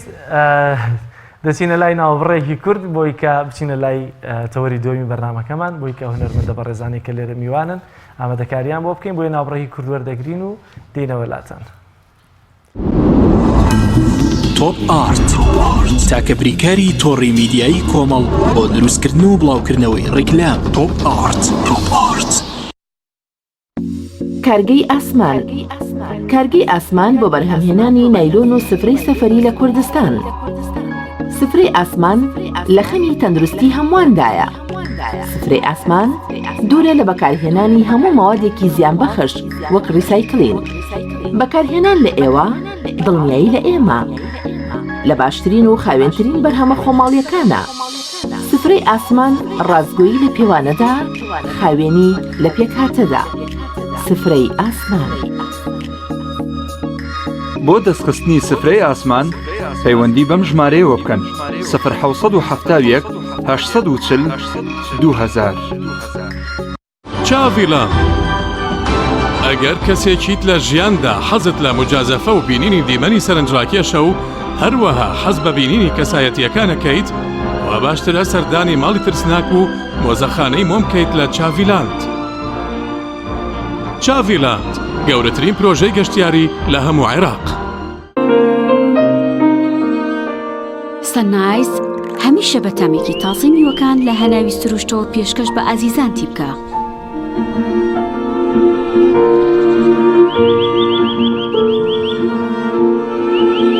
شەربەتی سەنایز تامێک لە سروشتەوە. شەربەتی سەنایز تامێک لە سروشتەوە. ئایا تا ئێستا بیرت لەوە کردوتەوە کە ئینتەرنێتێکی بێسنوور بەکاربێنی یان بیرت لەوە کردوتەوە کە بۆ هەفتەیەک یان 2 هەفتە ئینتەرنێتی بێسنوور بەکاربێنی سەرڕای هەموو ئەمانە تا ئێستا بیرت لەوە کردوتەوە کە بۆ یاری ئەلکترۆنیەکان ئینتەرنێتی بێسنوور بەکاربێنی؟ بێگومان نەخێر، فانسی نێت هەموو ئەم کێشانەت بۆ چارەسەر دەکات. تۆش دەتوانیت بۆ ماوەی هەفتەیەک یان 2 هەفتە یان مانگێک بەردەوام بێسنوور لەگەڵمان بیت. ئێستا خزمەتگوزاریەکانمان لەم شوێنانە بەردەستە: سلەیمانی، شارباژێر، شارە زوور، هەڵەبجە، سەی سادق، عربەت، پێنجوێن، بازیان، تاسڵوجە و زەرگوێز. فانسی نێت هەمیشە ئینتەرنێتی بێسنوور. هەمومان حەزمان لە برنجە. برنجێک تامی ڕاستەقینەی برنجمان پێ ببەخشێ. بازار جمەی دێت لە برنج، بەڵام بژاردەی من برنجی دۆلفینسیە. بە تام و بۆن هاوشێوەی برنجی کوردیە. 100% سروشتیە. برنجی خڕی دۆلفینسی شێفە گەورەکان سەرسامەکات. بۆیە بێ دوودڵی بژاردەی من و کابانی ماڵە. تا ئێستا زۆر جۆری برنجم تاقی کردوتەوە، بەڵام هیچیان وەک دۆلفینسی نییە. تامێکی ترە ئێوەش دەتوانن تاقیکەنەوە. دۆلفینسی باشترینمان بۆ هەڵبژاردن. تۆپ ئارت تاکە بریکاری تۆڕی میدیایی کۆمەڵ بۆ دروستکردن و بڵاوکردنەوەی ڕیکلام. تۆپ ئارت.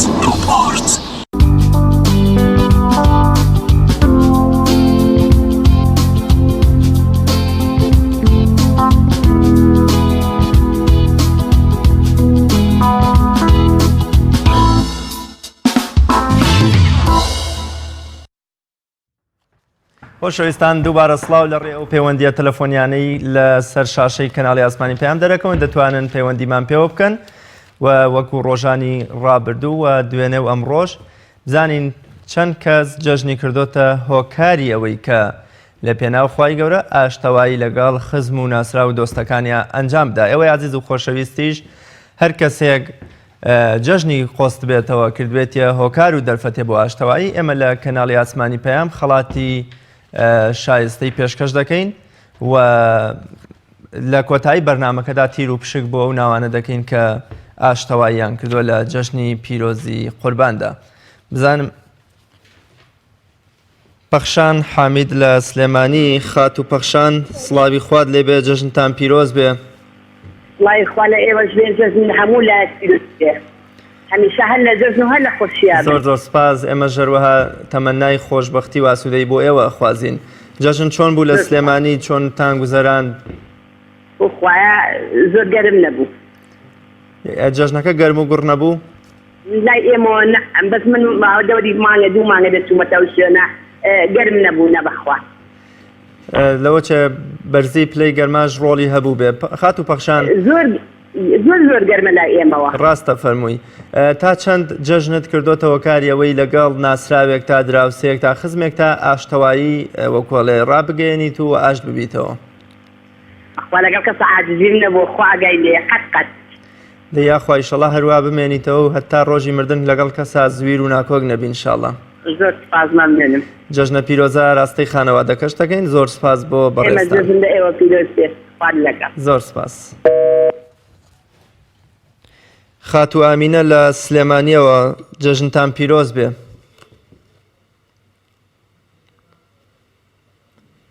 ئامینە لە سلێمانی. سلام علیکم. وعليكي السلام ورحمة الله. خات و ئامینە باشی؟ خۆشبێ بەرنامەکەتان لێک دوای دەستشتان لێک زۆر سپاس ئێمە ژەروەها بۆ جەنابت و تەواوی خانەوادە و خێزانەکەت هیوادارم ئەم جێژە بێتە تای هەموو نەهامەتیەکان ئینشاءالله. خاتو پەخشان ئاماژەی بەوە کرد کە جەژن لە سلێمانی لەو شوێنەی کەویتیایە گەرم و گوڕ نەبوو. بزانم لای تۆ چۆن بووە جەژن؟ بەخوایە ئێمە جواب بوو. هۆکار چییە؟ بۆچی ئەیگەڕیتەوە؟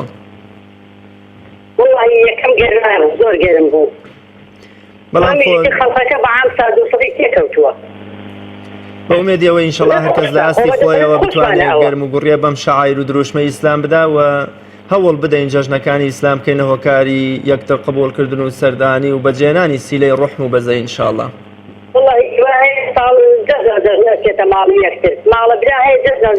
کەواتە ئێمە هەوڵ بدەین ئەوەش هەر بمێنێ هەر باشترە. ئەوە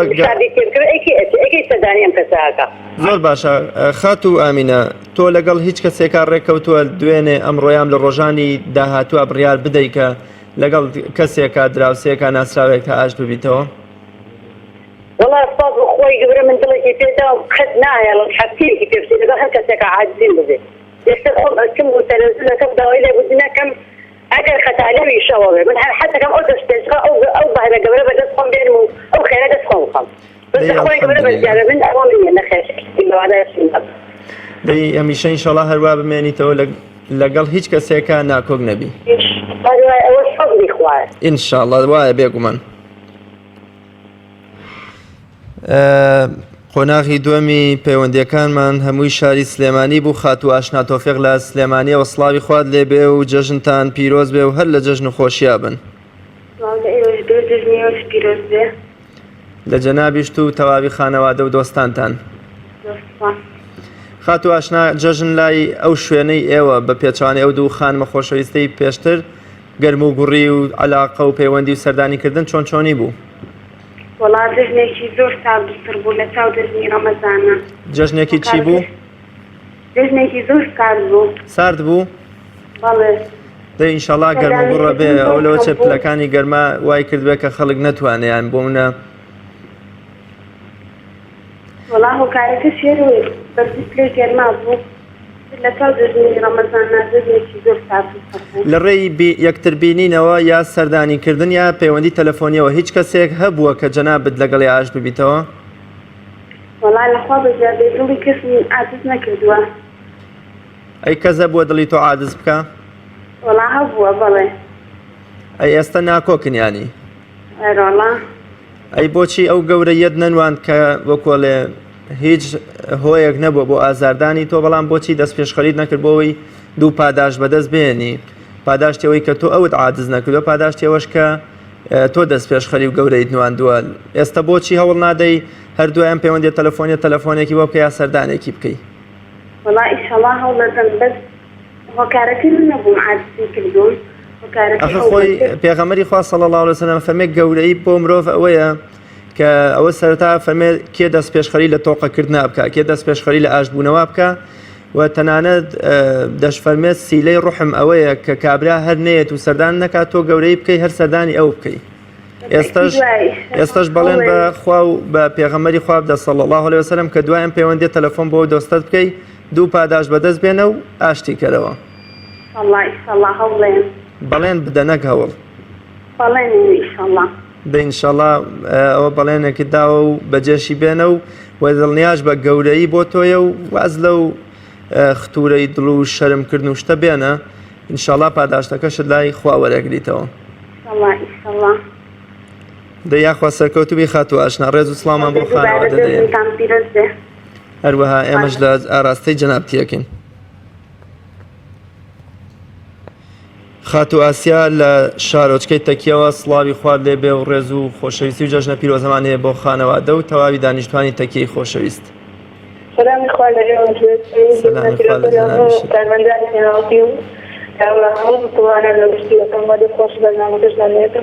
هەمیشە گلەی ئەوەکەین کە شارە قەرەباڵغ و گەورە و چڕەکان سیلەی ڕوحم و پەیوەندیە کۆمەڵایەتیەکان تۆزێ لاوازە. تەکیە لەوەی کە کۆمەڵی خەڵک وەکۆڵێ بچووکترە شوێنێکی بچووکترە جەژن چۆن چۆنی بوو گەرم و گوڕی پێوە دیار بوو؟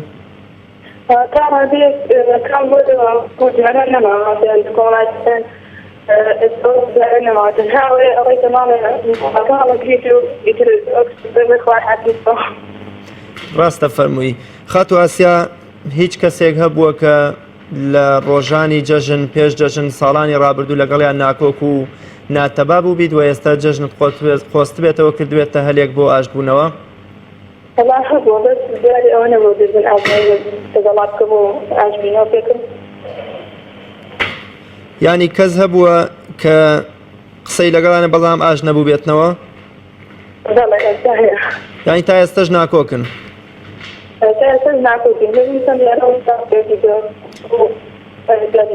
تۆش وەکو خات و ئاشنا تۆفێق بەڵێنێ بەخوای گەورە بدە کە هەر ئێستا دوایان پەیوەندی تەلەفۆنێکی بۆ بکە و ئەو گەورەیە بنوێنیتن نازانم خەتای کامتان بووە لەبەر خاتری خوا ئاشت بەرەوە بۆی چەندین پاداشتی قیامەتی بەدەستبێنی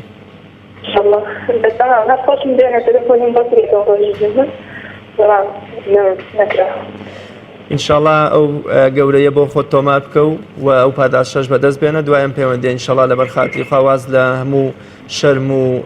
بیرکردنەوە شەیتانیەکانی ناخی خۆمان کە هەر کەسایەتی واز بلەوانە بێنە و تەلەفۆنێ بۆ دۆستت بکە زۆر سپاس دەگەم جەژنتان پیرۆز بێ دووبارە لانە هیوا لە سلێمانی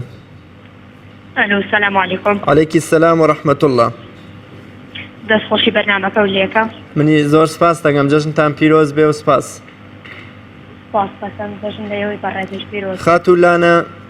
جەژن چۆنچۆنی بوو لەو شوێنەی ئێوە لەو گەڕەک و منتیقەی ئێوە چگای گەرمەگوڕی پێوە لەم گەڕەکەی ئێمە باشتر بوو لە پاو گەڕەکەکانی تر وەکو دەزانم گەڕەکەکانی تر زیاتر زەرنیان بۆ خەودانا زۆر باشە هیچ کەسێک هەبووە کە لەگەڵ یان ناکۆک و ناتەبا بوو بیت و لە جەژنە ئاشتەوایت لەگەڵ یان ڕاگەیاند بێ تۆزێ نەبوو چەند ساڵ چەند کاتێک چەند بوو ماوەکەی کە قسەت لەگەڵیان نەبوو دوو مانگ لە جەژن دوێنێ لەگەڵی ئاشت بوویتەوە بەڵێ بەڵێ بە تاکید دوێنێ نەپیرۆزم دەکرد و داواگەزن ئاسایشمان کرد لە ئێستری دەی نمونەت زۆر بێ ئاشتەوە من و هەم خۆشم سۆزڵمەوە کە ئاشتەوە بم لەگەڵی بەبوونی جەژنی قوربان و جەژنی ئاشتەوایی بەڕاستی یەکێک لە فەلسەفە و حیکمەتەکانی جەژنەکانی ئیسلام بریتە لەوەی کە جەنابەت گرتووتەتە بەر و ئاشت بوویتەوە لەگەڵ یەکێک لە بەندەکانی خوای گەورە و خوای گەورەش پاداشتی جەناب تاوتەوە و ناوی جەنابیش زیاد دەکەین بۆ تیر و پشکەی کە خەڵاتی کەناڵی ئاسمانی پەیامی بۆ دیاری کراوە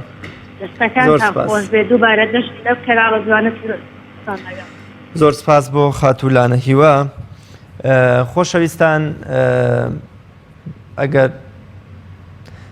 لە بڕگەی کۆتاییە لە وێزگەیەکی تراتوانیمان کۆمەڵی لە پەیوەندیەکانی تریەوە عزیز و خۆشەویست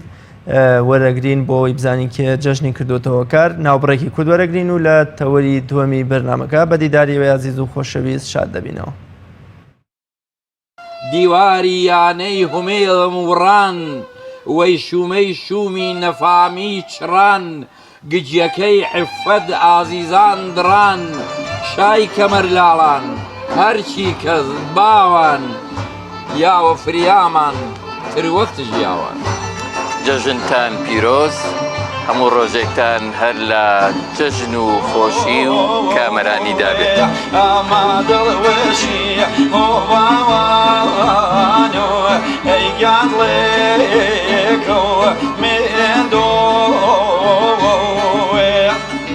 برادێکمان لەگەڵ بوو شارێکی سۆرانی خوێندەوە و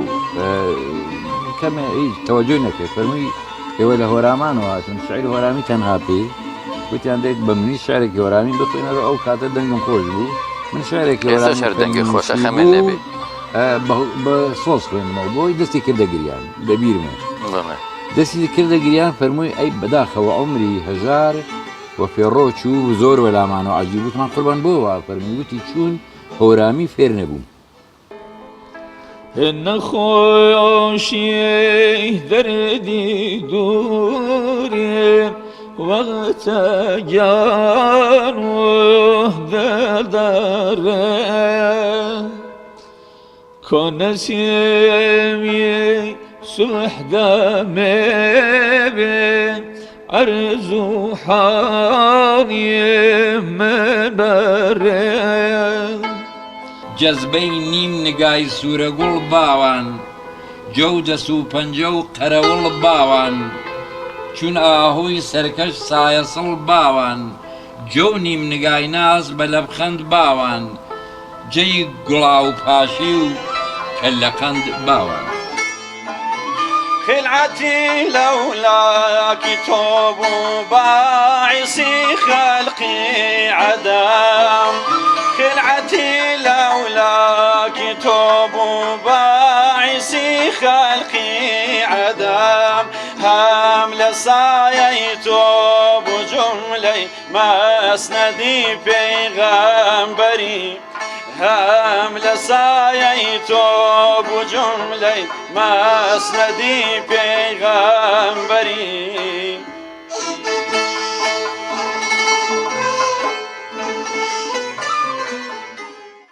الله أكبر الله أكبر الله أكبر لا إله إلا الله والله أكبر الله أكبر ولله الحمد جەژنە وا جەژن و گوڵبارانە جەژنی شادی و خۆشی موسڵمانانە سەدای تەکبیر دێ لە گشت مزگەوتەکان ڕەنجین و ڕازاون هەموو ماڵەکان خۆشیە خێراتە دەیدەی جەژن و شادیە جەژنی خێر و دڵخۆشیە گەردن ئازادیە خۆشیە خێراتە دەیدەی جەژن و شادیە کاتێک کە پێشنێژی کردبوو ڕاست دەستی پێکرد بوو بە سوورەتی دوای فاتحای نەخوێن بوو ئەوانی لە پێشۆژدان سبحان الله سبحان الله ئەویش هەر هات بۆ سەری سوورەتەکەی و دەستی پێکرد بۆ مەسەلەن والشمس وضحاها والقمر إذا تلاها دیسان کتبیان سبحان الله هات بۆ ویزانی بوو غەڵەتی کردووە دەستی پێکرد بۆ بسم الله کردبوو والحاصل هەر ئەوە نەبوو یەکێکمان لەکەم بوو زۆر چای باش نەیدەدیت کوڕکتی مامۆستا فاتحە ئەی دڵ تەماشاوە بۆ تەباڵە خونچە گوڵنامی بەخشیوە باڵە خونچە گوڵنامی بەخشیوە باڵە خۆشیم ئەورێنجی ئەم دڵە بوونە خۆشیم ئەورێنجی ئەم دڵە بوونە ئاوازم خوڕەیکانی دەروونە ئاوازم خوڕەیکانی دەروونە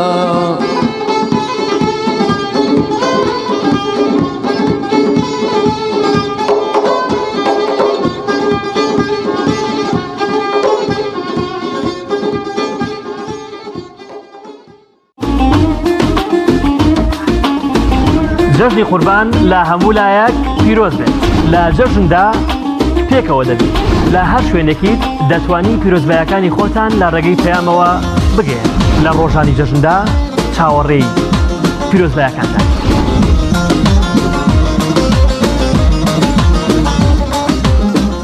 بسم الله الرحمن الرحيم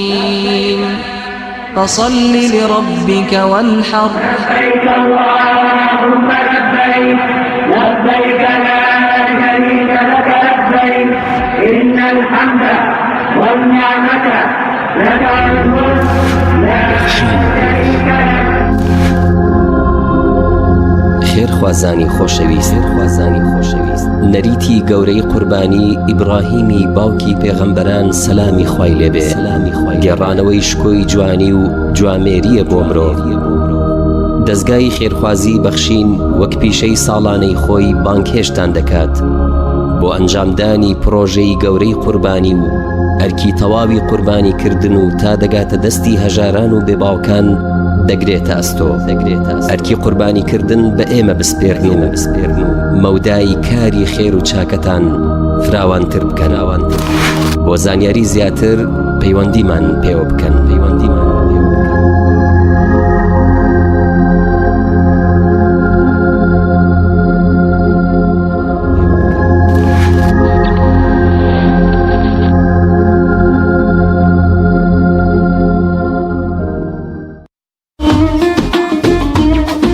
جەژن ئەکەینە هێمای برایەتی و خاڵی پێکەوەبوون و شاڕێگای وەرچرخان و سەکۆی چارەسەری خەمەکانمان.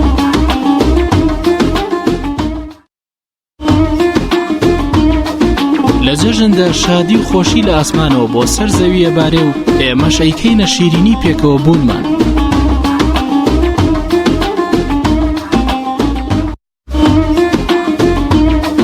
بە ڕۆحێکی ئاسوودە و دڵێکی پڕ لە ئیمانەوە جەژنە جێڕین و شیرینی لێ خۆش بوون بەسەر بڕوادارانە ئەبەخشینەوە.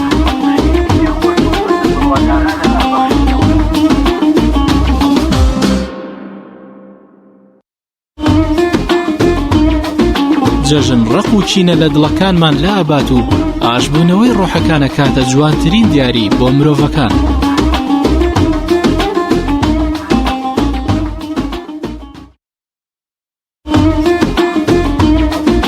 جەژنتان پیرۆز و ئارامی دڵەکانتان ژیانتان بکاتە لالەزار.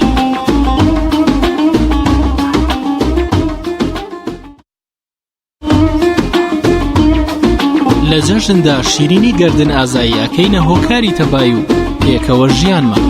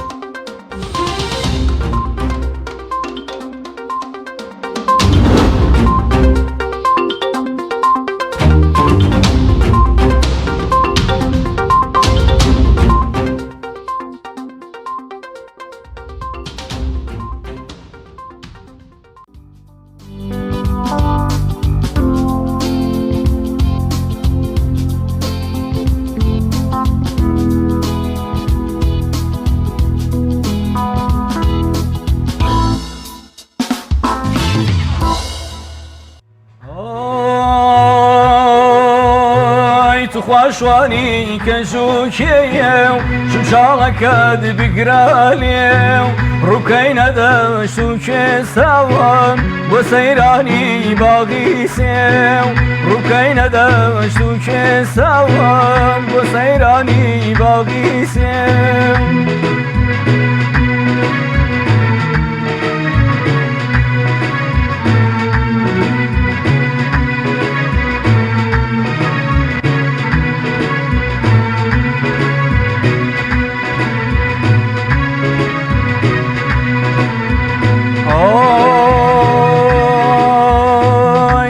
شوانە و چەند جوانەوە لەم دەشت و لەم کێوانە بە سۆزی دڵ بخوێنین ئەم بەسە و ئەم دینانە بە سۆزی دڵ بخوێنین ئەم بەسە و ئەم دینانە.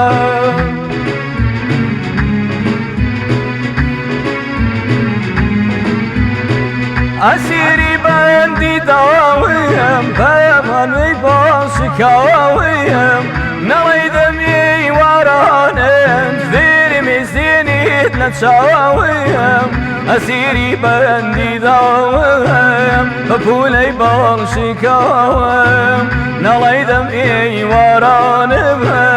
فرمێزێنیت لە چاویم.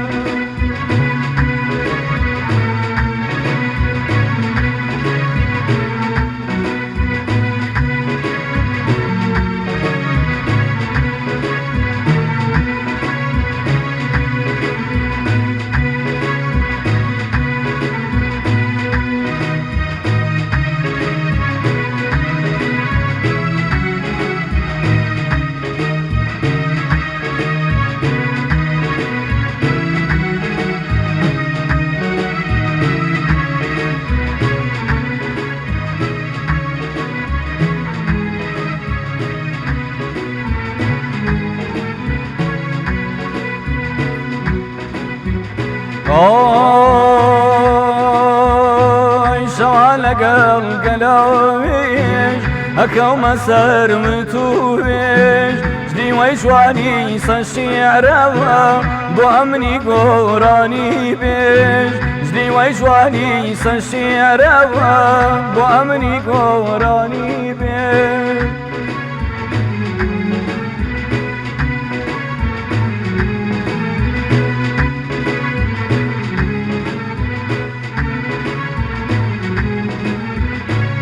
ئەسیری بەندی داویم پەپولەی باشکاویم نەڵەی دەم ئێوارانێت فێرمی سێنیت لە چاویم ئەسیری بەندی داویم پەپولەی باشکاویم نەڵەی دەم ئێوارانێت فێرمی سێنیت لە چاویم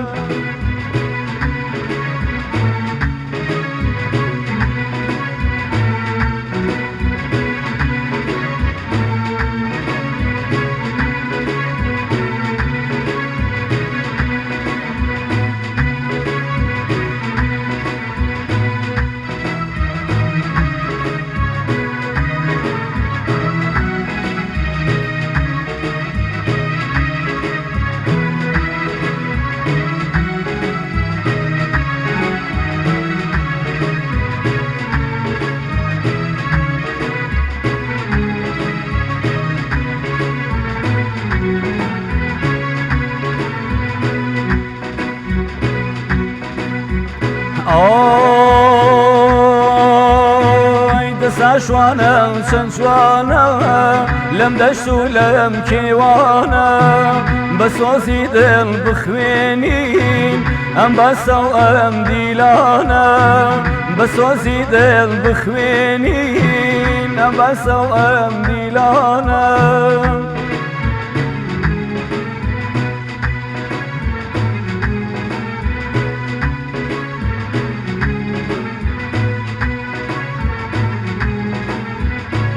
ئەسیری بەندی داویم پەپولەی باشکاویم نەڵەی دەم ئێوارانێت فێرمی سێنیت لە چاویم ئەسیری بەندی داویم پەپولەی باشکاویم نەڵەی دەم ئێوارانێت فێرمی سێنیت لە چاویم نەڵەی دەم ئێوارانێت فرمێزێنێت لە چاوم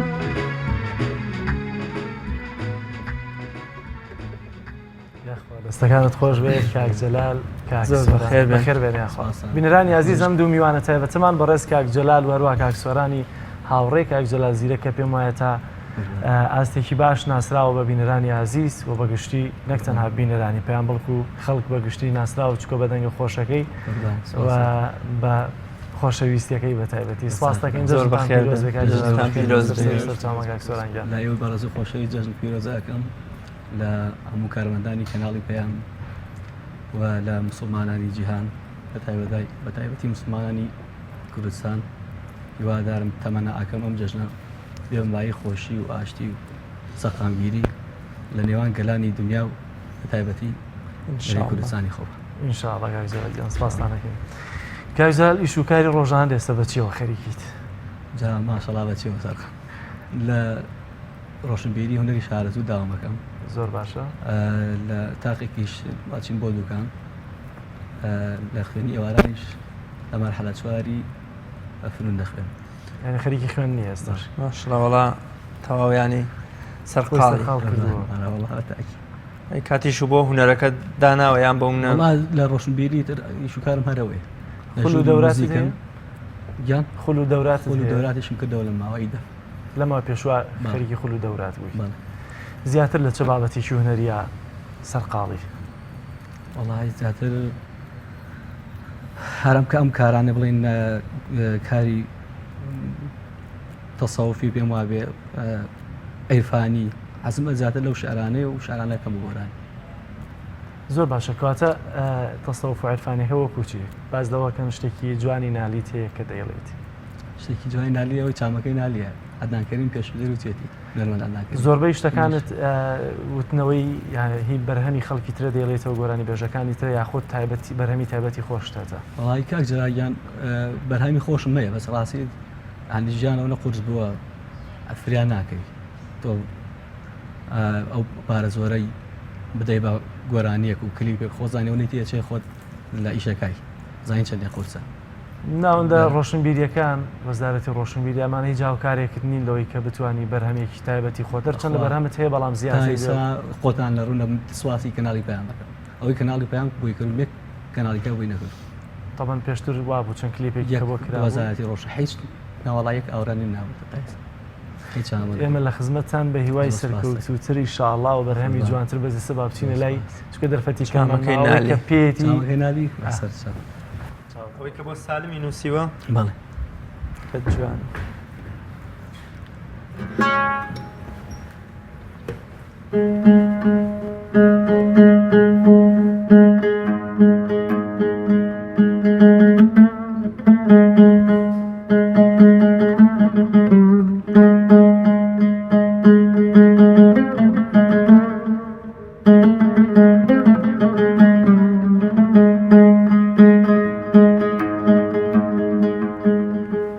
تخوا فزای دشتی فقیکانم میستکش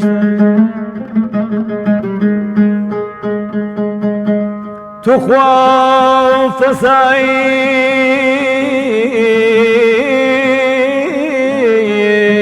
دشتی فقیکانم میستکش محسن مثال يا ابو تسولي سلمتر عزيزي داخي دي فلقي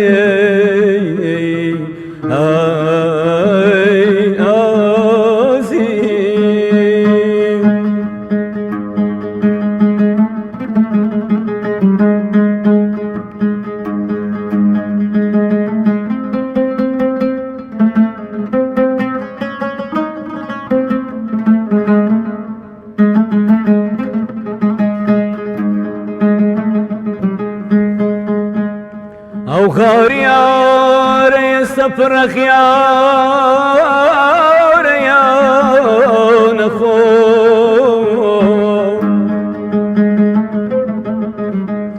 او خاريار يسفر خيار يا نخو الخاريار يا ابو تخاري مرمر وصل بك عبيري سلام بحسنكم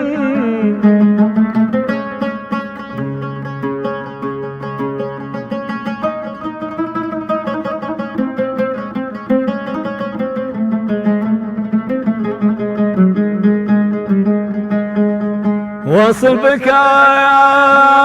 عبيري سلام بحسنكم سيما وسينما لهيوان تقجر عزيزي داغي ذي فلقي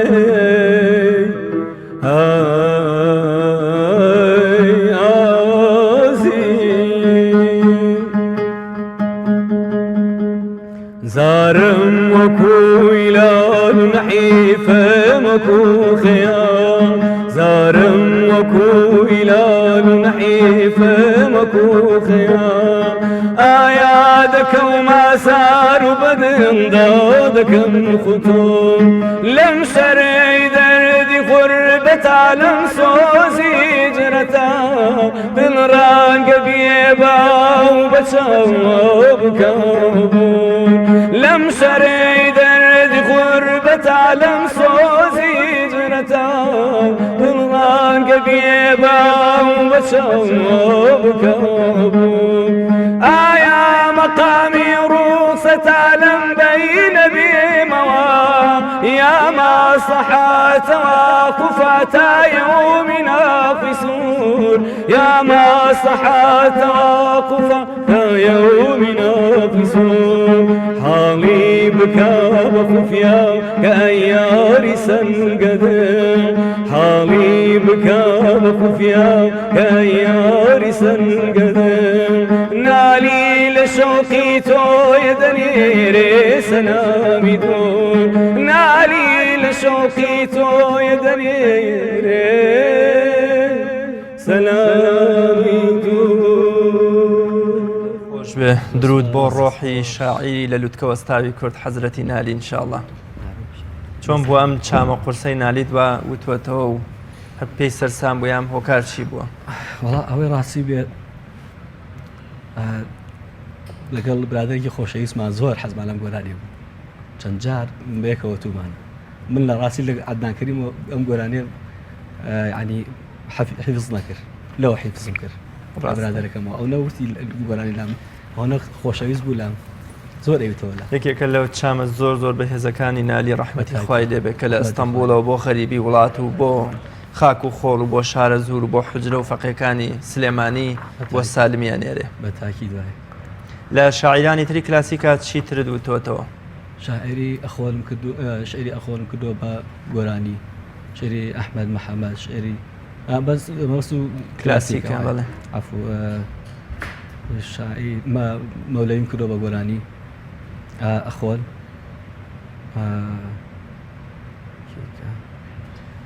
ئەوی بیرم بێت مەحوی بێخودەوانە بێخود بەڵێ لە عیرفانەکانە باست لەوە لە دوواری تەسەوف عیرفانە بەرهەمت دەیە بەڵێ کامانن ینی بۆ شعرەکان هیکێن ئاوازەکەی مەحویم کردووە بە گۆرانی ئەو شاعری بڵێن ئەسیری سەید و قەید ئەوە شعری مەحویە شعری سابریم کردووە بە مەقام شعری خۆلەوەی بەهارە بولبول مەقامەڵێن مەقامێکت هەیە بۆ دایک زۆر خۆشە مەقامت هەیە بۆ بەسەر گەورەی دایک و پێگەی دایکە تایبەتە بە دایک بە گشتی ئەم دایکی خۆت لێرەوە ڕێز و سڵامان هەیە بۆ دایکی بە ڕێز و دەستی ماچەکە هەیە بۆ هەموو دایکان بۆ دایک هەموو دایکانم تو ئینشاءڵڵا وەکوڵێ دوای داوات لێ یەکەین ئینشاءڵڵا لە خزمەتان بەسەر چاو سەچین لای بەرهەمی تر یاخود بە کاکسۆرانیش قسەیەکمان بۆ بکە کاکسۆران زۆر بەخێر بێ جەژنت پیرۆز بێ جەژنێش پیرۆز بێ لە هەموو کارمەندان باشی کوردستان جەنابەت بەچیەوە خەریکی ڕۆژانە بەدەر لەم وەڵی کارم هەرەوەی هەرەوەیە یاخوا سەربەرشەنێکە لەگەڵ کاکجەلال ئایشەکەی وەڵای زۆر بەجار بەیەکۆ کارەکەم کاکجار ڕەنگە لە شارە زوور ئایتر هەر کاکسۆران شک بەرن لەمە وەرگوشتە وەڵان نزیکم لێوەکەوەی گروپێکی سەماعین بڵێنە بە گوێ شتەکان فێر بووین کاکسۆران ژێکێکە لە گروپەکەمان گروپەکەتان ناوی هەیە ینی بەڵێ گروپی شارە با دیارە کاکسۆران زەواجی نەکردەوە هەموو فکرشێکی منشێکی من بەقڕ وەڵای ئەمە بۆیە ئەوەنە پڕبەر هەموو ئەوە یەکنان لەوە چێ لە داهاتوە ئینشەڵڵا هەر بە بەرهەمداری ئەمێنیتەوە دوای ئەو کاتە هەموو بەرهەمەکانی دەوێت باتەوە ماڵەوە لە دەرەوە ناوێت زەی لێەوە بێت کاکجار ئێستا مەقامەکەی دایکمان بۆ بڵێ باشە بەسەر چاوت خۆش بێت بگەرتی ئەمە هەنگێک پێکەوە بکەن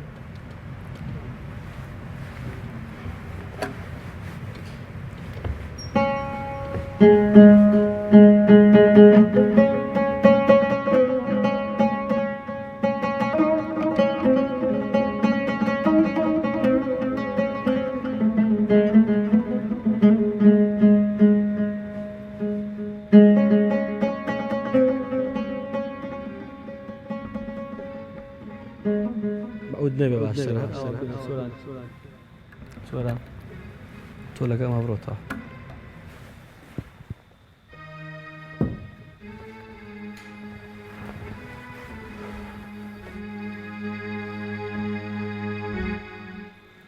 هيدا يجا زمني كساورم ومساني داي قرقيزنا بيضمري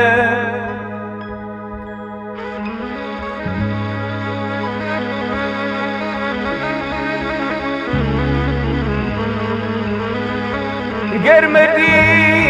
سودێتەوە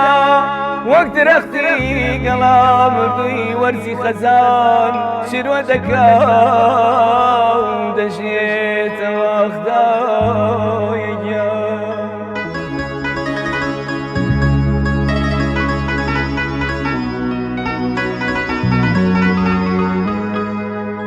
لەبیرم دێ ڕۆژانەی وشەی سوەزدارت ئەبەڕشت ماناکانی نەدەزانی ئەرەوەیان تێدەگەیشتم منت لە خۆت خۆشتر دەویستە خدایە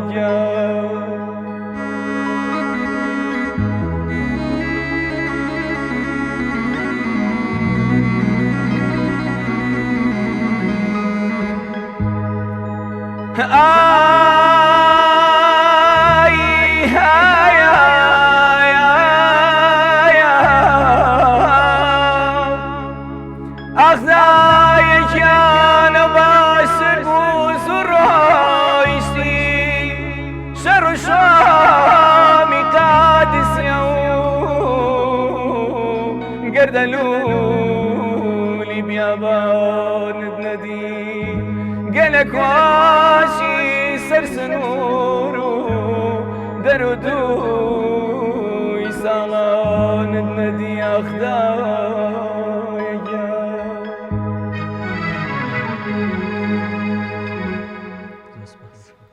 دەستەکانت خۆش بێزەجان سپاس دەکەم شارەکەی کێ بوو ئەمە قامات شارەکەی خەزوری کاگەم بوو مامۆستا محەمەد برا بەناوی خەڵات گەرمانی بڵای کرد بەس بەستەکەی بەڕێز خۆشەوی کاگیە بەرزان ئەیوب بوو ینی شعرەکەی ئەوەڵ بەقامە دەست پێکایی خەزوری برا گەورەکەمە زۆر باشە بم جۆژنە شاقی نادڵی هەندێکمان ڕەنگە کولاندی بێتەوە لەبەرەوەی کە دایکی ئەوانێک بە تایبەتی کە دایکیان لە دەستداوە ناوێرم دڵی ئەوە بیێشێن هەشتی ئەمریکن لە خزمەتانە سپاس دەکەم یان بە تاکی دوایە ڕاستەکە ئیساڵ هەندێک کەس لەوە چێ نامرتاحبن بم دایکیان جێش ینی فۆی گەورە لێیان خۆش بێ لە دایکانی شەڵا جێگەیان باشتە بەڵام چی تێ تایبەت بە جەژن بێت وڵات و گۆرانیمان هەیە تایبەت ئێستا وڵامان نەکردەوە لەم کەناڵە خۆشی لەبەر دەکەمی کاتی ژێمە ینی زۆر ڕاتە ناگرین سەرچنە سەر گۆرانەکانی تر سەری ئەنازام گۆرانەیە تر نازانم ئێسا بێلینات خیناخیرە ئێستامەیان ئەمان سەری تایبەتە بە جەژنەکە بەڵێ دوانت هەیەوتت دوانم هەیە ئێستا دانەیەکیان بڵێ دانەیەکیان نەخین ئەخیرەوە باش نییە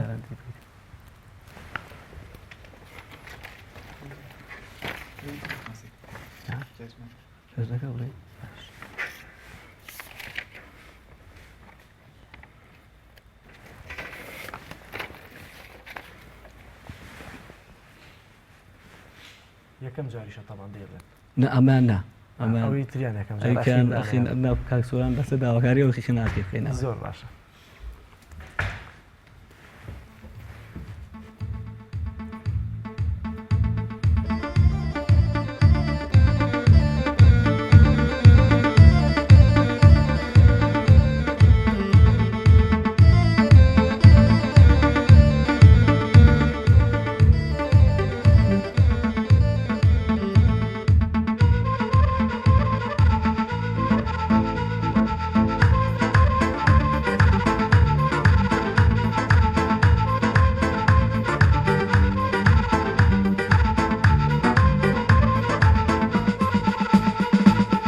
قربان قربانن ججنن شادين قربان قربانن ججنن شادين ججن قردين روي آزادين ججن قردين روي آزادين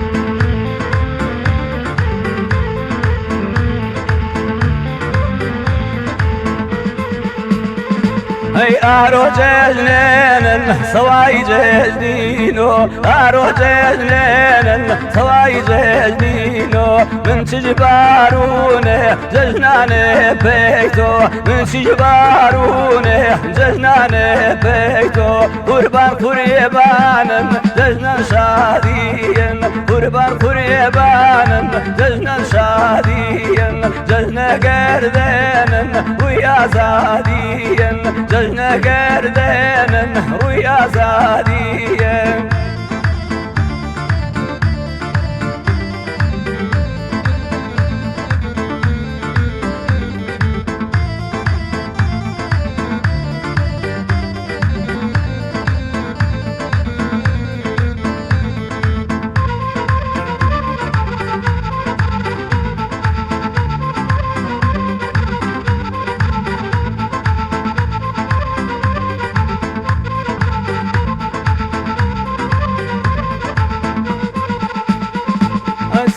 سوداي هراسانك سوى سوداي هراسانك محروم زاك بتي بياسانك محروم زاك بتي بياسانك قربان قربان جزنا شاديا قربان قربان جزنا شاديا جزنا قردان ويا زاديا جزنا قردان ويا زاديا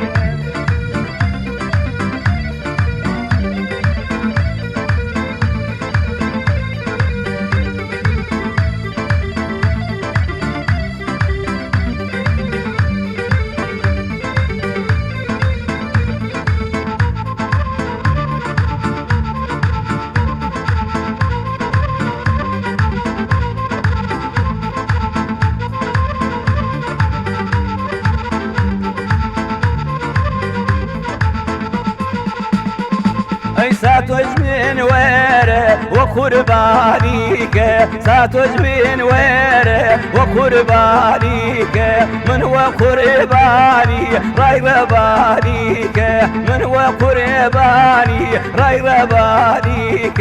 قربان قربان جزنا شاديا قربان قربان جزنا شاديا جزنا قردان ويا زاديا جزنا قردان ويا زاديا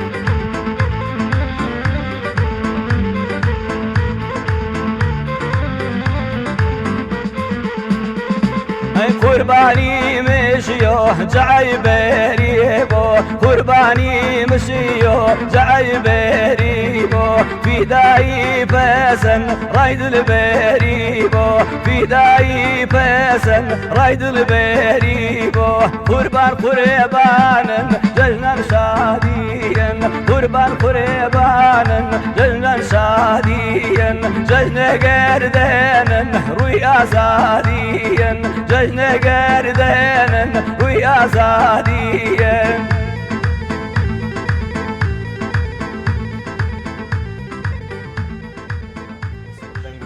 خۆش بێ درود و سڵاو بۆ گیانی فەیلسوفی گەورەی کورد حەزرەتی مەولەوی کە بەڕاستی یەکێکە لە شاعر زۆر بە سۆزەکانی کورد یەکێکە لە فەیلسوفە زۆر شارەزەکان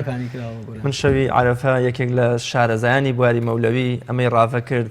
کە لە کۆتاییشەوە دەڵێت مەولەوی تۆ کوێر بووی تۆ لاواز بووی تۆ ددانەکان نەماوەیتە کەڵکی قوربانی چۆن ماوە هەرچیە دواتەن جەنادانی جەنا فەرمانی شتێکی وای زۆر جوان کە بەڕاستی لە یەکە لە شەرەکانی تریاڵێ بەخوای گەورە هەرچی دابوو پێم یەک دامەوە بەس حسابی حەشرت وا بەلامەوە پێغەمبەری خواشە فەرمێ شتێکەکەی بە قوربانی ئەبێ پەسەندی ڕای دڵبەر بێ ئەفەرمێ بێ کوێر نەبێ ددانی نەکەوت بێ لاواز و وەکوڵێ بێهێز نەبێ مەولەوی ئەڵێ من هەرسێکی مەیتر چۆن کەڵکیەوەم هەیە کە ببمە قوربانی پێغەمبەری خوا لەبەر خاتری خوای گەورە یاخوا دەست خۆش هۆکار چییە کە ماشەڵڵا زۆر جوانە دووتەوە ینی من خۆم هەورامی زمانم بەس باوەڕکە کە دیوانەکەی مەولەویە خوێنمەوە نازانم هەر چۆن ینی ئاوازێکی وەدان بیخوێنمەوە تۆ هی ئەوەیە کە وەکۆڵێت لە تاوەگۆزەوە نزیکیان هۆکار چییە؟ هۆکاریەوەی بەشێکی لە هەورامەکانیشەوە نزیکە بە زاوای هەورامی؟ ناهێشتا تێگەڵی لە پشمانەوە براکانیشم زۆربان بە هەورامی یعنی حەسیان پێ ناگەی کە هەورامینی وەڵام ماشەڵڵا زۆر جوان باشە زۆر جار ئەوان ڕاوەم بۆکەن ئەڵێ ئەم شێعرە ئاوایە تر زۆر ئەوە جوان ڕاویان کردبووم حەزم کرد ئەمە بڵێم یا ئەوی کە یارەندەی بە دێ بلمێوەتەن یا هاوریان باوچین بۆوەتەن جەوەتەن کەرمێ خەمان ماگەشتن زۆر باشە لەوەتەن هەموو خەمەکان بە باقی جگەل لەوەی کەوت تاسە نەموتوەتەوە چی تر بۆ حاضر کردبووین یارەندەی بێدێ ئەوەی بەیدی ئەوە تازەکەیە زۆر باشە پێش بچین لای تازەکە دانێکی دەرفەتە بێ بۆمان بڵێ دەویشەکەی گەرودە دەکەیە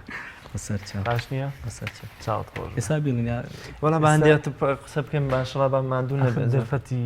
نەماوە و لایەتی شەقی کاتیش زۆر کەماوە لە خزمەتە ئەمزانی لۆچە نیم ساعت کات ماوێ بەس نەماوە لە خزمەتەن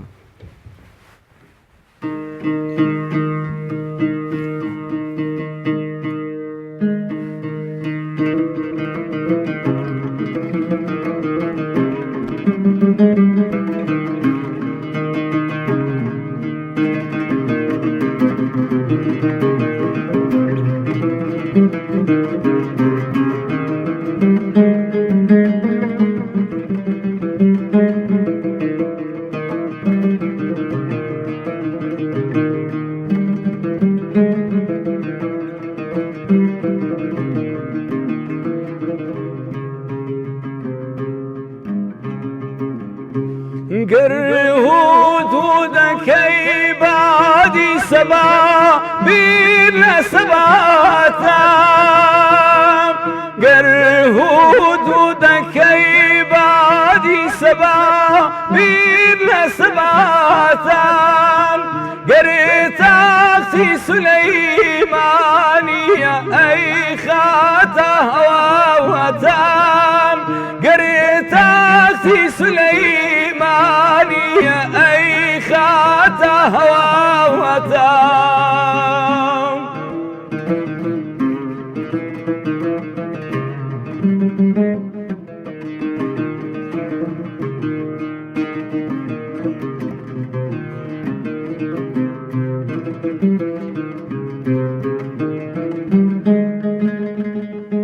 دینی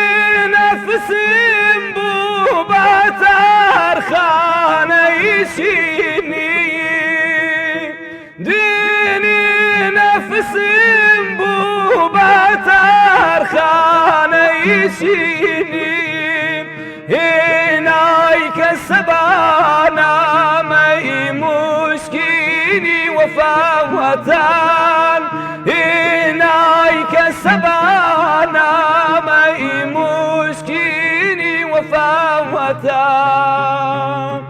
لەم گوشە نەگەر حاڵی دڵ و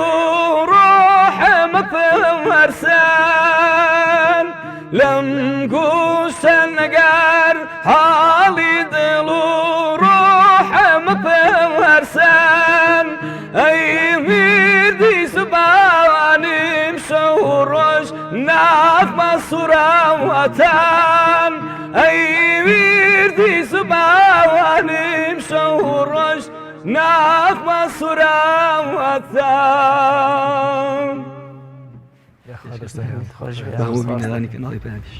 دەستەکانت خۆشە یای زەرگیان ئەو گۆرانەی کە تاسە نەدوتۆ قرارە پێشکەشمان کەوێ مەش دەرفەتی کەممان ماوە چۆنەوە هیچێ و شارەکەی شارەکەی وەک ئاماژم پێکە شعری بە مەولەویە شاعری گەورە مەولەویە ماڵ خۆشمان بڵێن براکانم ڕاویان بۆ کردوم شعرەکەم بەلاوە ئەوان چۆن ڕافەت بۆکەن ینی مەبەست ینی هەورامەکە باشتر ئەزانن بۆچی هەورامەکە باشتر ئەزانەوە بۆچی ئەزانن سەرەوە دەرنەکردو بۆچی نزیکن لە هەورامەکانەوە ڕاستی ناڵم دراوسەی هەم ژن خوازیشی تێکەڵیان لەگەڵ زۆرە لە بەحکومیەوەش ینی دە منتیقەوە دەڤەرە و نزیکین و گۆرانەکانمان زۆر توێتەوە یەک گۆرانی هەورانی یاخوا ڕەحمەتی خوا لە مەولەوی بە من کە ناوی مەولەوی دەر تەزوو بە جەستەما دێ بەڕاستی ماڵ ساڵ دەکەین دەڕیز دەڵێ بۆچی لە نێو تاشە بەردەکانی تاوگۆزا دەرنەچی بە هەر هەموو مرۆڤایەتی بدناسن ینی پێی وایە مەولەوی کورد مەولەوی تاوگۆزی هاوشێوەی مەولانای ڕۆمی ئەوەندە گەورە و فەیلسوف بووە تاکی دوای ڕەحمەتی خوای لێبێ ئینشاءالله. زۆر باشە دەچینە لای گۆرانیەکەت دەرفەتیەکۆ تۆمان نەماوە گەر جەڕاگەشتین لە دوای بەرەمەکەی کاک جەلالیش تیر و پشک بۆ ئەو بینەرە عزیزانەی کە پەیوەندی تەلەفۆنیان کردبوو و جەژنیان کردبوو ئەو کاری ئاشتەوایی تیر و پشکیان بۆکەین بۆی کە خەڵات بە هیچێک لەوانە پێشکەش بکەین بۆ ئێستا دەچینە لای بەرەمەکەی کاک جەلال.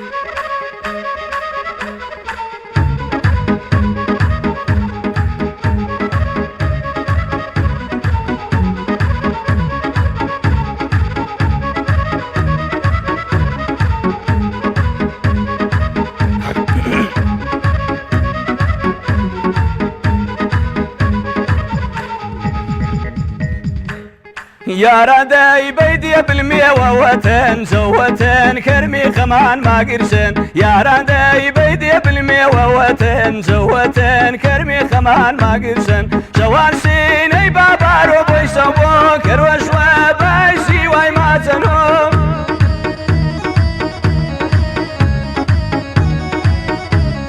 جوان سيني بابارو بيسوو كروش وبايسي واي ما تنو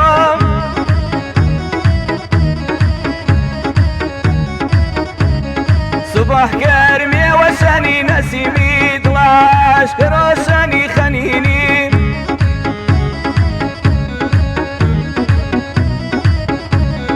صبح كرمي وسني نسيمي طلاش كروسني خنيني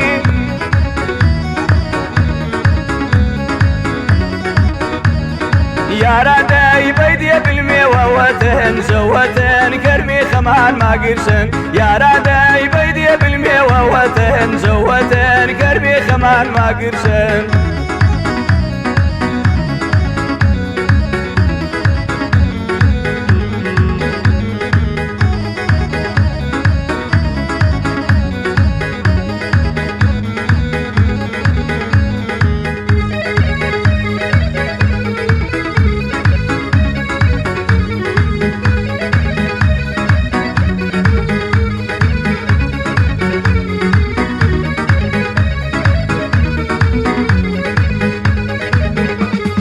باب البول بوشاري ترسل كون الرفيق وأمان دميقوم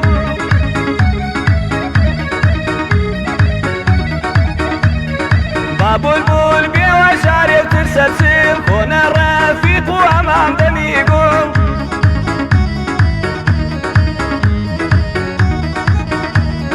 هاجي وير والله قاصي شرجان كجوب كيم كيرون رنقو بويقوان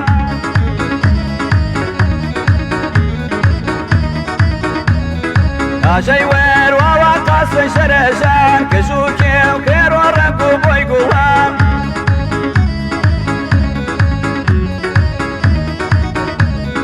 يا رداي بيدي بالميوة وتن زوتن كرمي خمان ما قرشن يا رداي بيدي بالميوة وتن زوتن كرمي خمان ما قرشن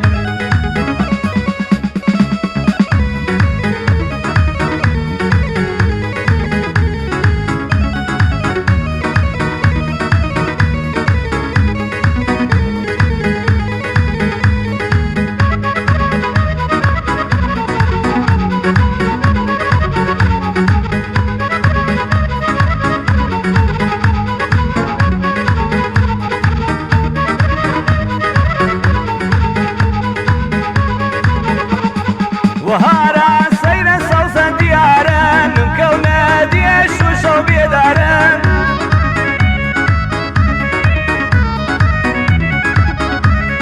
وهارا سير صوصا ديارا نمكونا ديش وشو بيدارا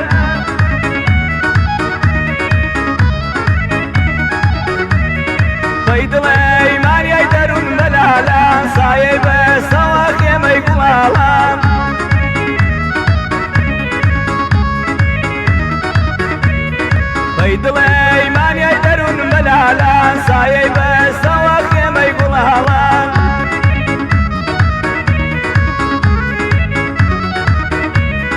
یارادەی بەیدێ بلمێوە وەتن جەوەتن گەرمی خەمان ماگرتن یارادەی بەیدێ بلمێوە وەتن جەوەتن گەرمی خەمان ماگرتن یارادەی بەیدێ بلمێوە وەتن جەوەتن گەرمی خەمان ماگرتن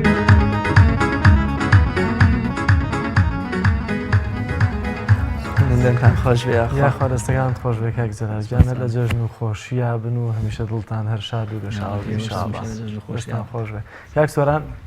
قسە چی هەیە بۆ من چوە کەمترین کاتاتینە لای جەنابەت هیچ شتێک تەیە بیڵی بەم جەژنەیە کاک سۆران سەربازی و نەزە باوەڕی بە قسە شت نییە باوەڕی بەیشە ئەو لە ڕێی پەنجەوە پەیامەکانی خۆی گەیەنێ یاخوا دەست پەنجەت خۆش بێ بەڕێزان ئەو ناوانەی کە پشکەکەمان ماوە ئەگەر برایانی کۆنتترۆل هاوکارمان من لەوەی کە ئەو ناوانەی کە پێم وا بێ 8 کەس بوون یا زیاتر ئاشتەواییان کردووە لە جەژنی پیرۆزی قورباندا و جەژنیان کردوتە وێستگە و قۆناغێک بۆ پێم وایە دەرفەتێکی کێوتۆ نەماوە بۆ تیر و پشکەکە مەگەرەویست لەگەڵ تیر و پشکی سبێنێکاتە دوو خەڵات هەڵەبژێرین سبێنە دوو خەڵات بەشێکیان لەوانەی کەم ڕۆیە ناوەکانیان وەروە هاوانی کە سبێنێ پەیوەندیەکەن بەڵام بینەرانی ئازیز سبێنش کاتژمێر نۆی بەیانی لە بەرنامەی پەیامی ڕۆژ تایبەت بە جەژنی پیرۆزی قوربان لە خزمەتتان دەبین سبێنش لەگەڵمان بن سبێنێش یەکێک لە قسە خۆشەکانی هەرێمی کوردستان میوانمان دەبێت بەرنامەکەمان بۆ دەڕازێنێتەوە لەگەڵ بڕگەی جیاواز ڕووماڵی پەیام لێرانەوە زانیاری زیاتر بۆیە سبێنش لەگەڵمان بن بۆ هیوایی کە هەمیشە لە جەژن و خۆشی و شادیا بن خواتان لەگەڵ و لە جەژنا بن خواتان لەگەڵ